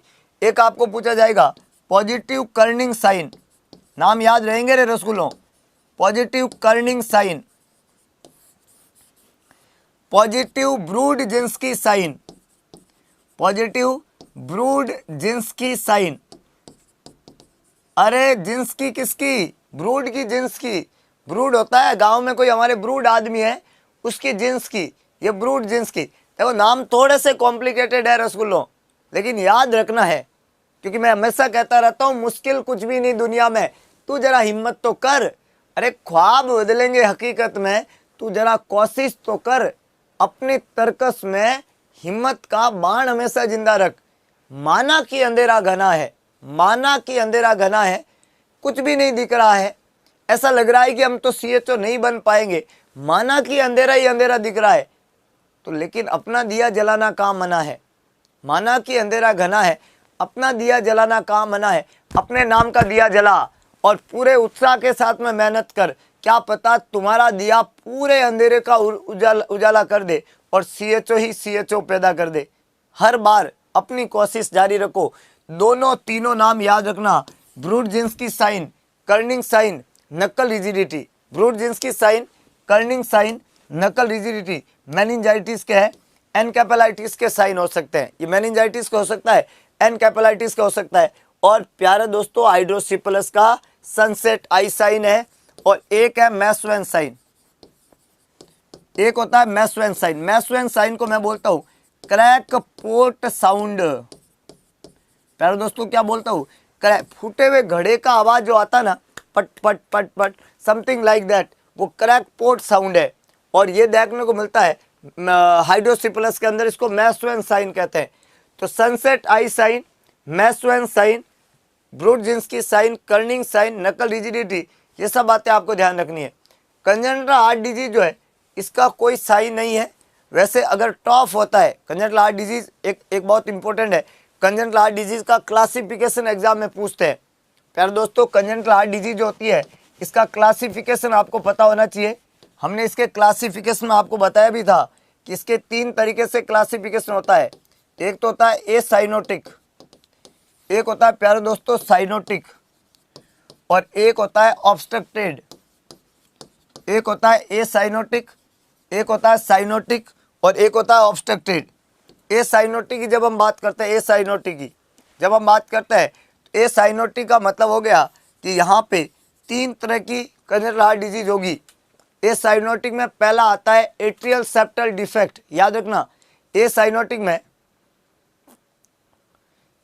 में आता है atrial septal defect, ventricular septal defect, patent ductus arteriosus. 3 होता है। एक होता है एट्रियल सेप्टल डिफेक्ट, दूसरा होता है वेंट्रिकुलर सेप्टल डिफेक्ट, और तीसरा होता है पेटेंट डक्टस आर्टिरियोसस। ये तीनों कैसे है? ए साइनोटिक है। ए साइनोटिक, अगर आपको कोई पूछे कि साइनोटिक कौन कौन से है, तो प्यारे दोस्तों साइनोटिक सुनना। साइनोटिक में आएगा टेट्रोलॉजी ऑफ फैलेट, एक आएगा ट्राइकोस्पिड एट्रेशिया, एक आएगा ट्रंकस आर्टिरियोसस, एक आएगा ट्रांसपोजिशन ऑफ ग्रेट आर्टरीज। 4 होते हैं, tetralogy of Fallot, tricuspid atresia, truncus arteriosus, transposition of great arteries. ये तीनों के चारों किस में आते हैं? साइनोटिक में। ये जो टॉप होता है, इस टॉप के 4 डिफेक्ट है। एक है pulmonary stenosis, right ventricular hypertrophy, ventricular septal defect, overriding of aorta. क्या बोला जाएगा? Right ventricular hypertrophy, ventricular septal defect, right ventricular hypertrophy, ventricular septal defect, pulmonary stenosis और ओवरराइडिंग ऑफ एओर्टा। ये 4 मिलके क्या बनाते हैं? TOF, tetralogy of Fallot. इसके अलावा हमने क्या पढ़ा? Tricuspid atresia, truncus arteriosus, transposition of great arteries. हम मैं ऑब्स्ट्रक्टेड की बात करूं तो पहला होता है दोस्तों कोएक्टोस्टोम ऑफ एओर्टा, COA। इसके अलावा मिट्रल स्टेनोसिस, इसके अलावा एओर्टिक स्टेनोसिस। ये सभी के सभी ऑब्स्ट्रक्टेड कंजेनिटल हार्ट डिजीज है। 3 तरह की होती है, ए साइनोटिक, साइनोटिक और ऑब्स्ट्रक्टेड। याद रखना, जब मैं ए साइनोटिक की बात करता हूं तो ये होता है ASD, VSD और PDA। साइनोटिक की बात करता हूं तो टॉप, TA और TGA, और इसकी बात करता हूं तो COA, MS और AS। समझ में आ रहा है? समझ में आ रहा है प्यारे दोस्तों? समझ में आ रहा है? कोई समस्या है तो बता दो। और आंकड़ा बिल्कुल नया लग जाना चाहिए। अगले 1 मिनट में एक बिल्कुल नया फ्रेश आंकड़ा, 2000 का आंकड़ा बिल्कुल नया, क्योंकि आपका नंबर ही हमारी एनर्जी है। तो सभी लोग 1 मिनट के लिए सेशन को आग की तरह फैला देंगे। लाइक बटन प्रेस करके विश्वास को अर्जित करेंगे, क्योंकि नाम सारे के सारे विश्वास से पढ़ेंगे। Atrial septal defect, ventricular septal defect, patent ductus arteriosus, cyanotic, acyanotic और ऑब्स्ट्रक्टेड। 3 तरह की कंजेनिटल हार्ट डिजीज होती है और तीनों का अपना अपना महत्व है। हर कंजेनिटल हार्ट डिजीज अपने आप में पूर्ण है। हर कंजेस्टिव हार्ट डिजीज आपको कॉन्फिडेंट करेगी। COA का मतलब होता है को एरेक्टेशन ऑफ एओर्टा। ये जो होता है ना प्यारे दोस्तों, इसको बोलते हैं को एरेक्टेशन ऑफ एओर्टा, को एरेक्टेशन ऑफ एओर्टा, इसको COA बोलते हैं। और यह मिट्रल स्टेनोसिस, यह एओर्टिक स्टेनोसिस, को एरेक्टेशन ऑफ एओर्टा, मिट्रल और एओर्टिक स्टेनोसिस, याद रखना। हाँ,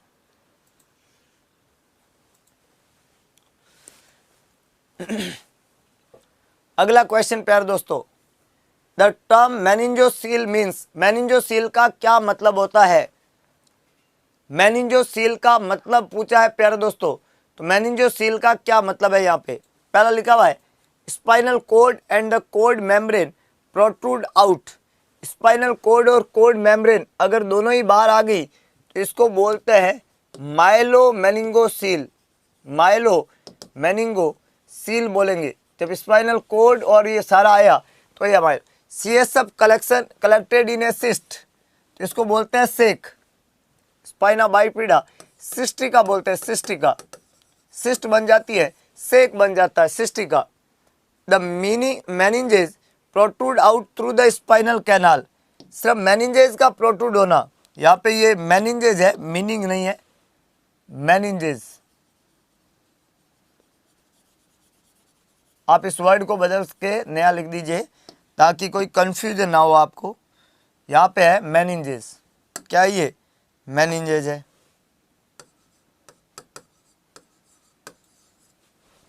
the meninges protrude out through the spinal canal, जी हाँ, स्पाइनल कैनाल से अगर मेनिंजेस का प्रोट्रूजन हुआ है तो इसको हम किस नाम से जानते हैं? मेनिंगोसील के नाम से जानते हैं। किस नाम से जानते हैं?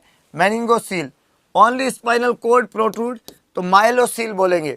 सिर्फ स्पाइनल कोड है तो इसको क्या बोलेंगे? माइलोसील, माइलोसील। ये सब है तो माइलो मेनिंजोसील, और ये है ना मतलब सिर्फ ये है तो इसको मेनिंजोसील कहेंगे। और ये सिर्फ है सिस्ट, तो सेक बन रहा है, सिस्ट बन रही है, तो सिस्टिका के नाम से जानते हैं। दो टाइप थे, ओकल्टा और सिस्टिका। तो सिस्टिका वो टाइप था जिसके अंदर क्या बनता है? सेक बनता है, सेक बनता है तो सिस्टिका है। ये एक सिंपल सी मैकेनिज्म है। अगला क्वेश्चन, स्पाइना बाइफिडा किसकी वजह से होता है? स्पाइना बाइफिडा एक ओकल्टा और एक सिस्टिका। तो यहाँ पे बोला है कि स्पाइना बाइफिडा के होने का कारण क्या है?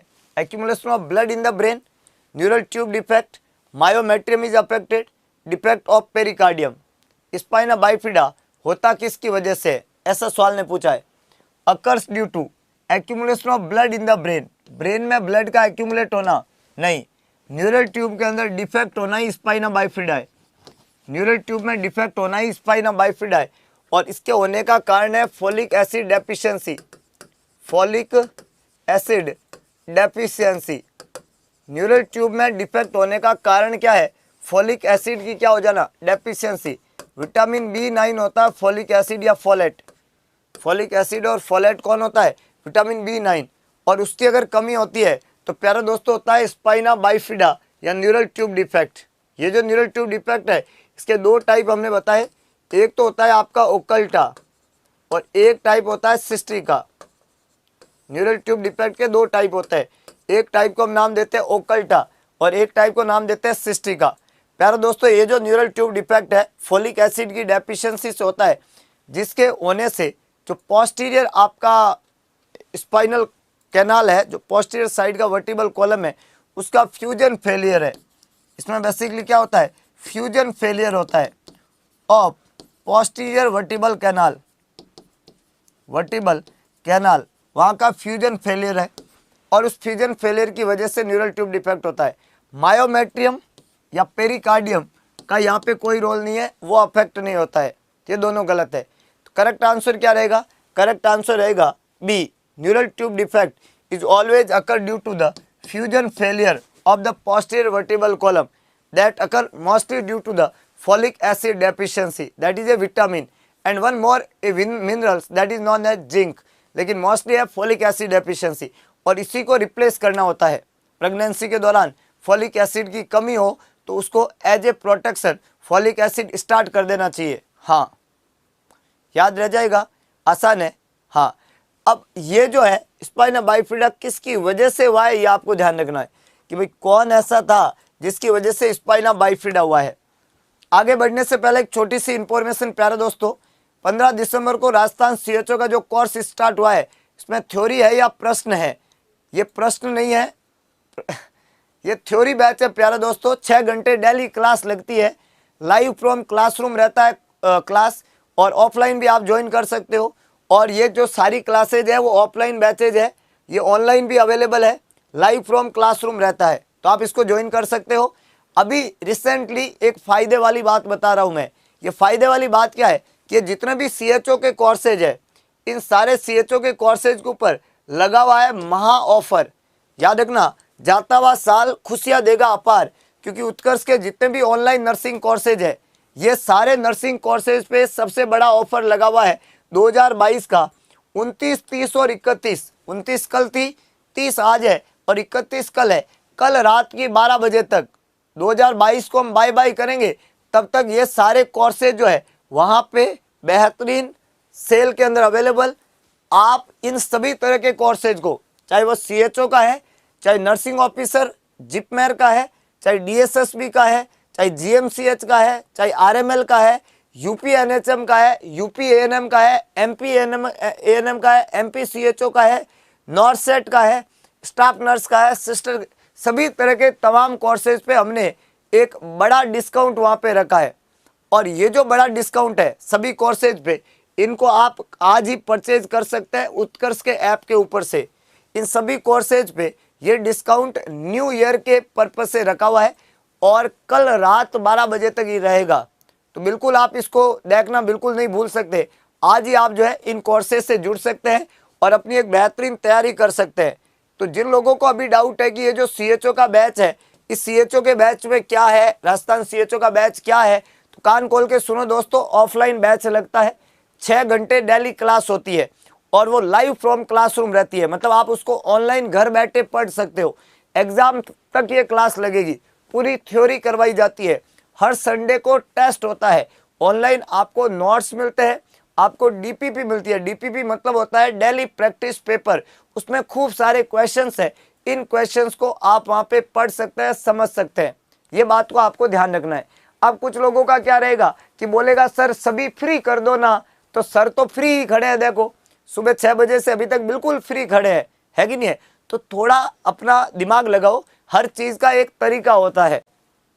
इस तरीके में हम आपको ये बता रहे हैं कि क्या क्या चीजें होनी है। हम ये नहीं कह रहे हैं कि आपको क्या करना है, हम आपको ऑप्शंस दे रहे हैं। हर किसी की अपनी तरीका होता है करने का, है कि नहीं है?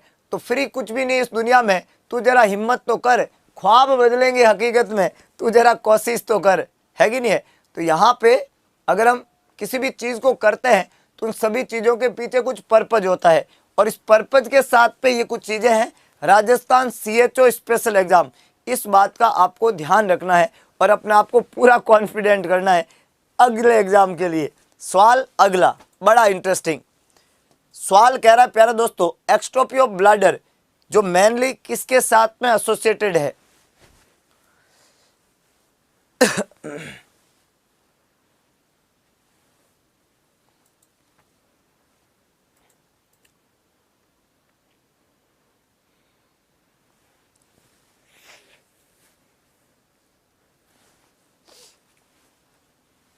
सभी लोग जवाब लिखो। एक्सट्रोपी ऑफ ब्लैडर जो है मेनली किसके साथ में एसोसिएटेड है?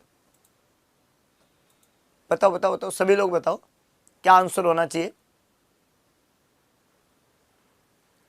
एक्सट्रोपी ऑफ ब्लैडर,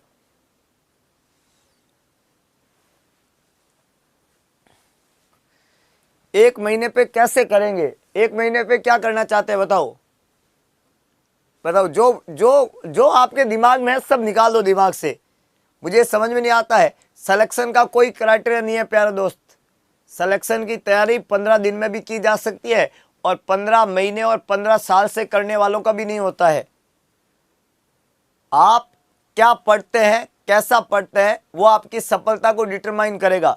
मैं हमेशा क्या कहता हूं कि सफलता सिर्फ आप ही से शुरू होती है। हम तो सिर्फ आपकी सफलता के लिए भागीदार बन रहे हैं। भगवान कृष्ण ने हमें आदेश दिया और हम तैयारी करवा रहे हैं पूरे जुनून के साथ में। हम महाकाल के हर आदेश का पालन कर रहे हैं। सफलता का तो पहला रास्ता खुद ही से शुरू होता है, तो खुद ही को कर बुलंद इतना कि खुदा भी तुझे पूछे कि रजा क्या है।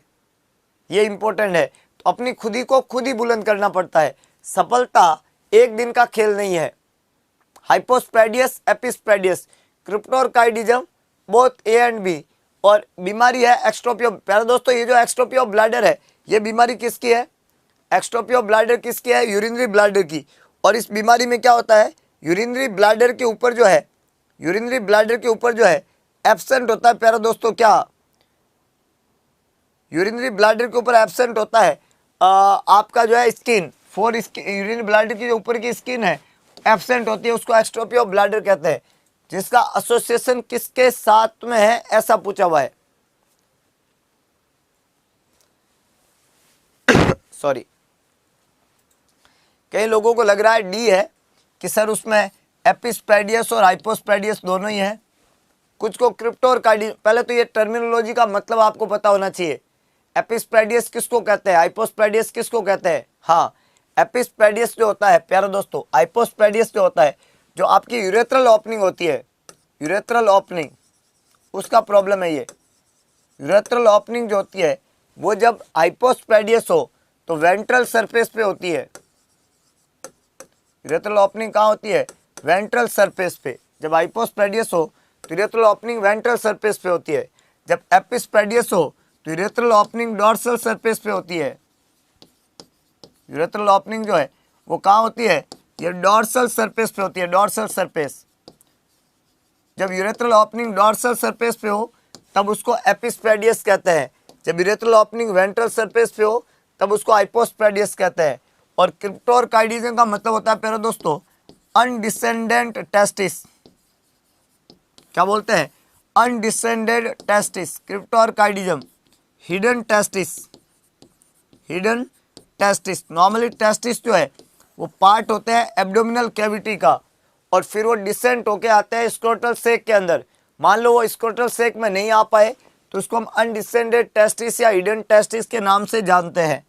अब कॉमनली ये देखा गया है कि एक्सट्रोपी ऑफ ब्लैडर जिसको भी होती है उसको हाइपोस्पैडियस ज़्यादा देखने को मिलता है, सॉरी एपिस्पैडियस। ऐसा देखने को मिला है। एक्सट्रोपी ऑफ ब्लैडर वालों में क्या ज़्यादा देखने को मिला है? हाइपोस्पैडियस नहीं होता है, एपिस्पैडियस ज़्यादा होता है। जिनको भी एक्सट्रोपी ऑफ ब्लैडर है उनको एपिस्पैडियस होता है। एपिस्पैडियस वेंट्रल ओपनिंग का प्रॉब्लम है। तो वेंट्रल ओपनिंग जो डॉर्सल ओपनिंग है उसका प्रॉब्लम है, और डॉर्सल ओपनिंग का ज़्यादा पंगा देखने को मिला है। तो एपिस्पैडियस जो है वो ज़्यादातर एक्सट्रोपी ऑफ ब्लैडर के साथ में इंसिडेंशली देखने को मिला है। हाइपोस्पैडियस या क्रिप्टोरकाइडिज्म वहाँ पे कम एस्पेक्ट है। तो करेक्ट आंसर बी है, ना कि डी, है कि नहीं है? तो यहाँ पे एपिस्पैडियस के साथ में ज़्यादा देखने को मिला है एक्सट्रोपी ऑफ ब्लैडर। यूरेथ्रा जो ओपन होता है डोर्सल सरफेस पे, उसको क्या बोलते हैं? मेरे हिसाब से ये बिल्कुल गलत होने की संभावनाएं नहीं होगी कि अगर मैं डोर्सल ओपनिंग की बात करूं, मैंने दो ओपनिंग की बात की, या तो वेंट्रल होगी ओपनिंग या डोर्सल होगी। और मैंने बोला कि अगर ओपनिंग वेंट्रल है, अगर ओपनिंग कैसी है? वेंट्रल है तो उसको हाइपो बोल दो। अगर ओपनिंग वेंट्रल है तब उसको क्या बोल दो? हाइपो। और अगर ओपनिंग डोर्सल है तब उसको क्या बोल दो?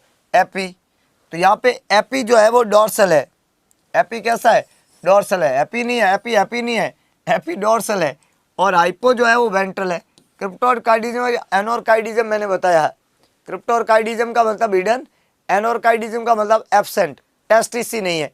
एनोरकाइडिज्म याद रखना। हाँ, तो यहाँ पे करेक्ट आंसर प्यारे दोस्तों क्या बनेगा? एपिस्पैडियस। एपिस्पैडियस में ओपनिंग कौन सी होगी? डोर्सल। हाइपोस्पैडियस में कौन सी होगी? वेंट्रल।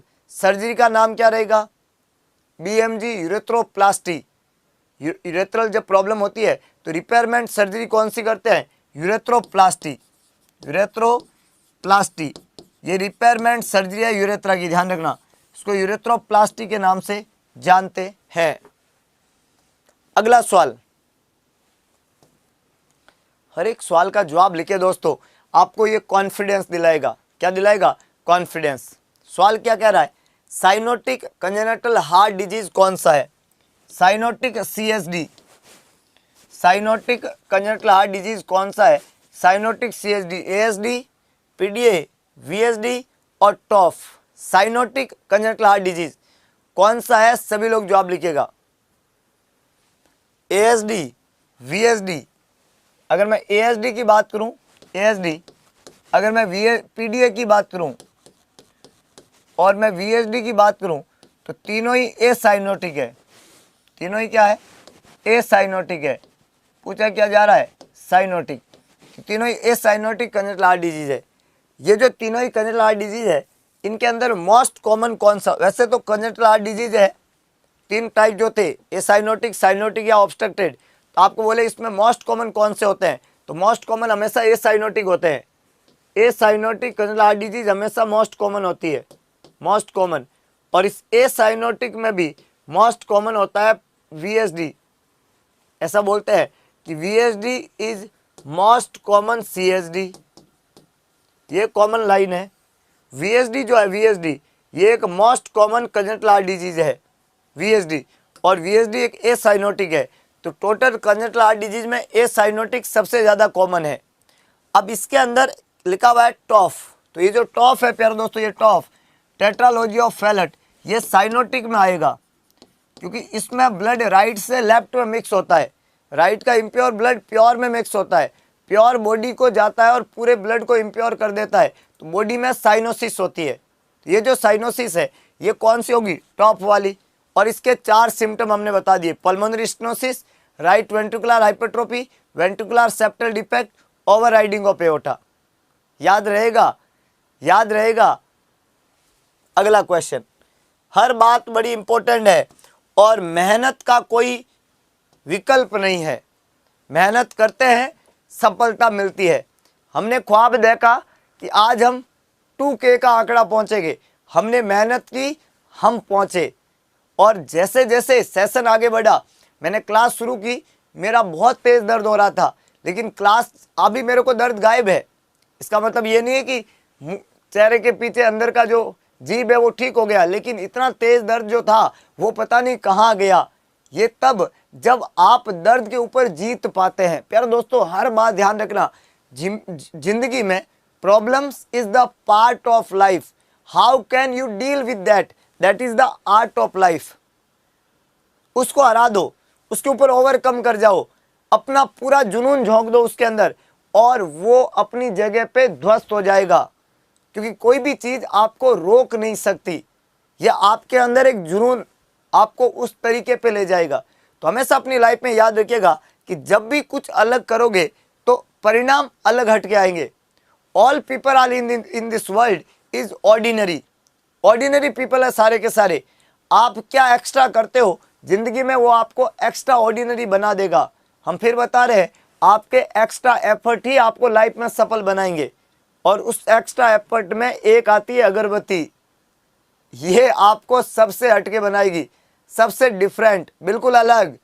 सवाल है दोस्तों, कौन सा कंडीशन मल्टीपल माइलोमा को मॉनिटर करेगा? मल्टीपल माइलोमा के मरीज में क्या देखने को मिलेगा? पहला लिखा हुआ है hypercalcaemia, hyperkalaemia, hypernatraemia और हाइपर मैग्नीसीमिया। मल्टीपल माइलोमा जो होता है ये कैंसर का टाइप है और इसके अंदर क्या देखने को मिलेगा, ऐसा सवाल ने आपको पूछा है प्यारे दोस्तों। सभी लोग जवाब लिखिएगा। 4 ऑप्शन हमने दे दिए, hypercalcaemia, hyperkalaemia, hypernatraemia, सब हाइपर, हाइपर और हाइपर। बस आपको रखना है इसका सही जवाब।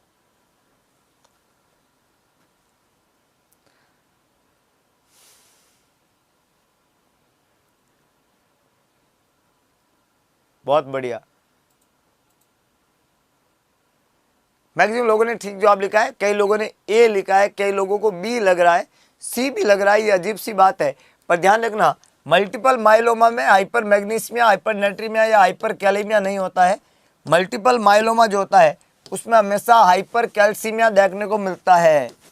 Serum calcium level, whenever there is bone affected, calcium is affected. तो यहाँ पे कैल्शियम अफेक्ट होता है और सीरम कैल्शियम का लेवल प्यारे दोस्तों क्या हो जाता है, ज़्यादा हो जाता है मल्टीपल माइलोमा के अंदर। Client with leukaemia has न्यूट्रोपिनिया, which of the following function must be frequently assessed. Leukaemia का मरीज है, ल्यूकेमिया ब्लड कैंसर को कहते हैं, ल्यूकेमिया का मरीज है और उसके अंदर न्यूट्रोपिनिया हो गया है। कौन सा फंक्शन आप फ्रीक्वेंटली असेस करेंगे मरीज में? ल्यूकेमिया का मरीज है और न्यूट्रोपिनिया हो गया है।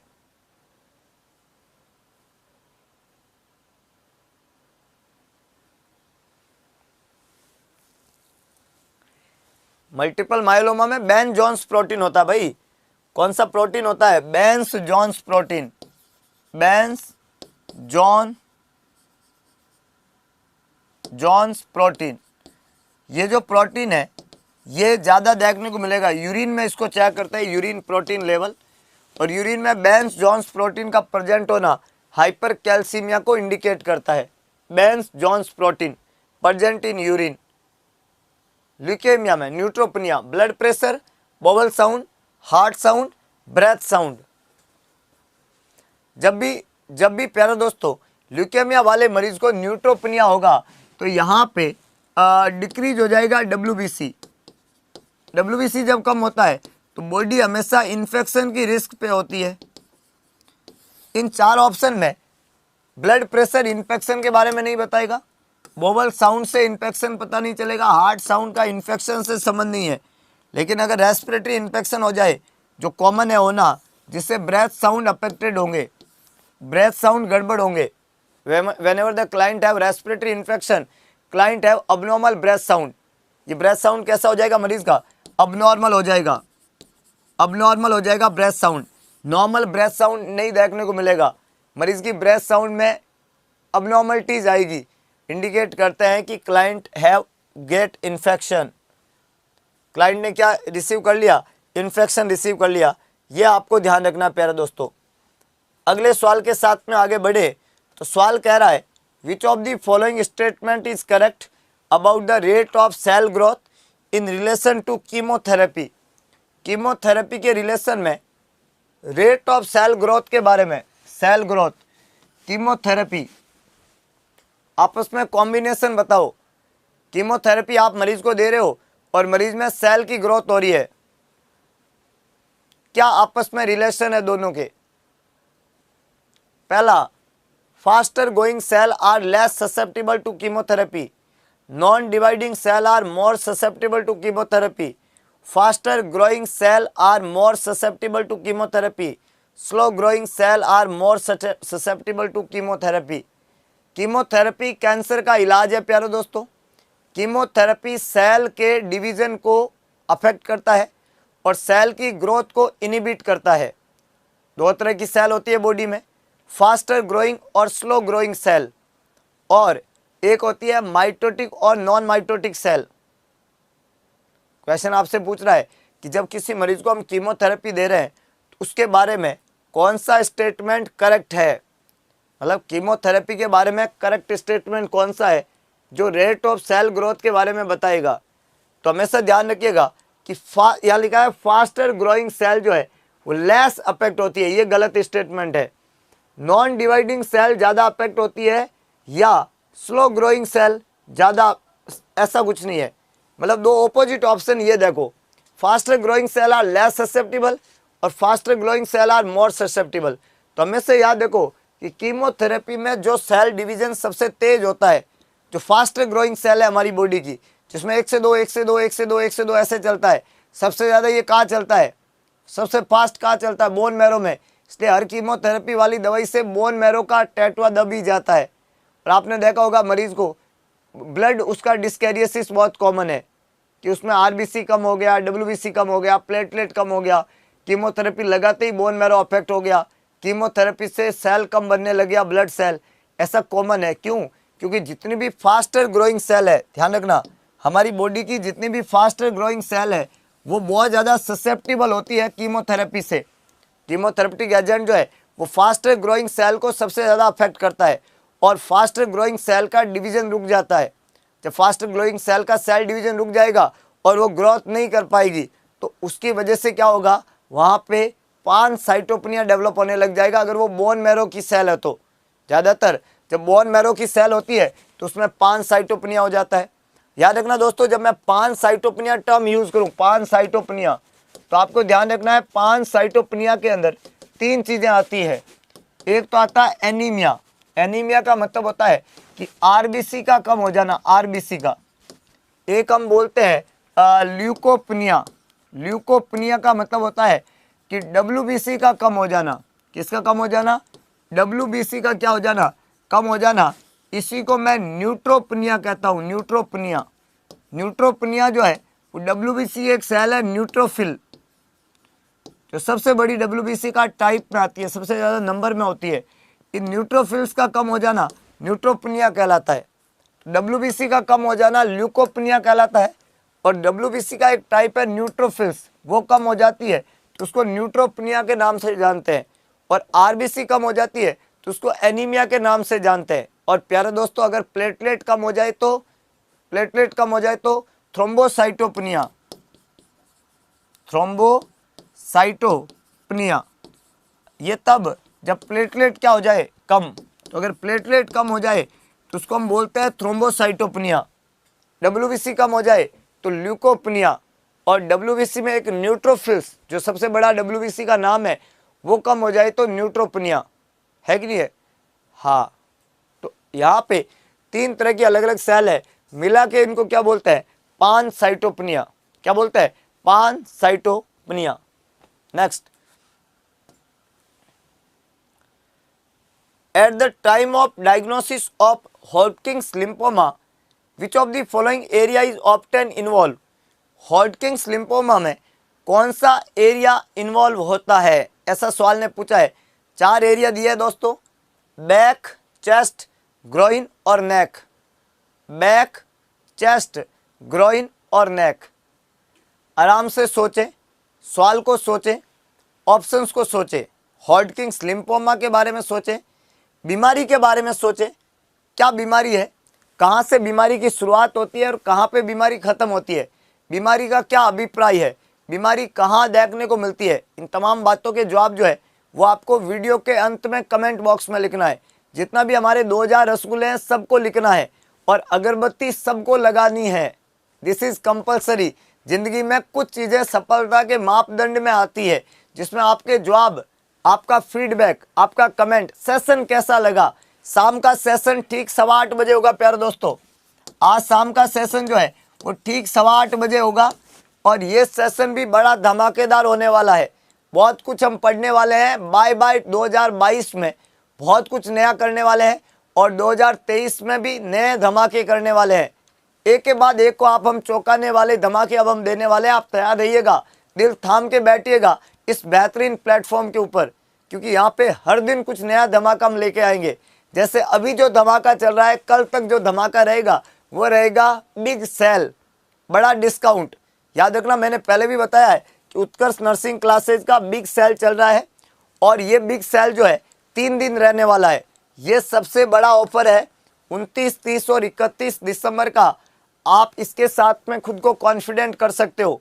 आप इससे जुड़े, अपने आप को कॉन्फिडेंट करें, उत्कर्ष का ऐप डाउनलोड करें। नर्सिंग के डिफरेंट कोर्सेज जो है उन कोर्सेज को आज ही परचेज कर सकते हो। और यहाँ पे नर्सिंग के हर कोर्सेज पे एक बड़ा महा डिस्काउंट ऑफर चल रहा है प्यारे दोस्तों, जिसमें आप Rajasthan CHO, UP CHO, MP CHO, different CHO exams, JIPMER के एग्जाम्स, नॉर्सेट 2023 के कोर्सेज, DSSB, RML, ये तमाम कोर्सेज के ऊपर बड़ा डिस्काउंट इस साल के अंत में पा सकते हैं। इस बड़े डिस्काउंट के साथ में आप अपनी तैयारी को मजबूती दे सकते हैं।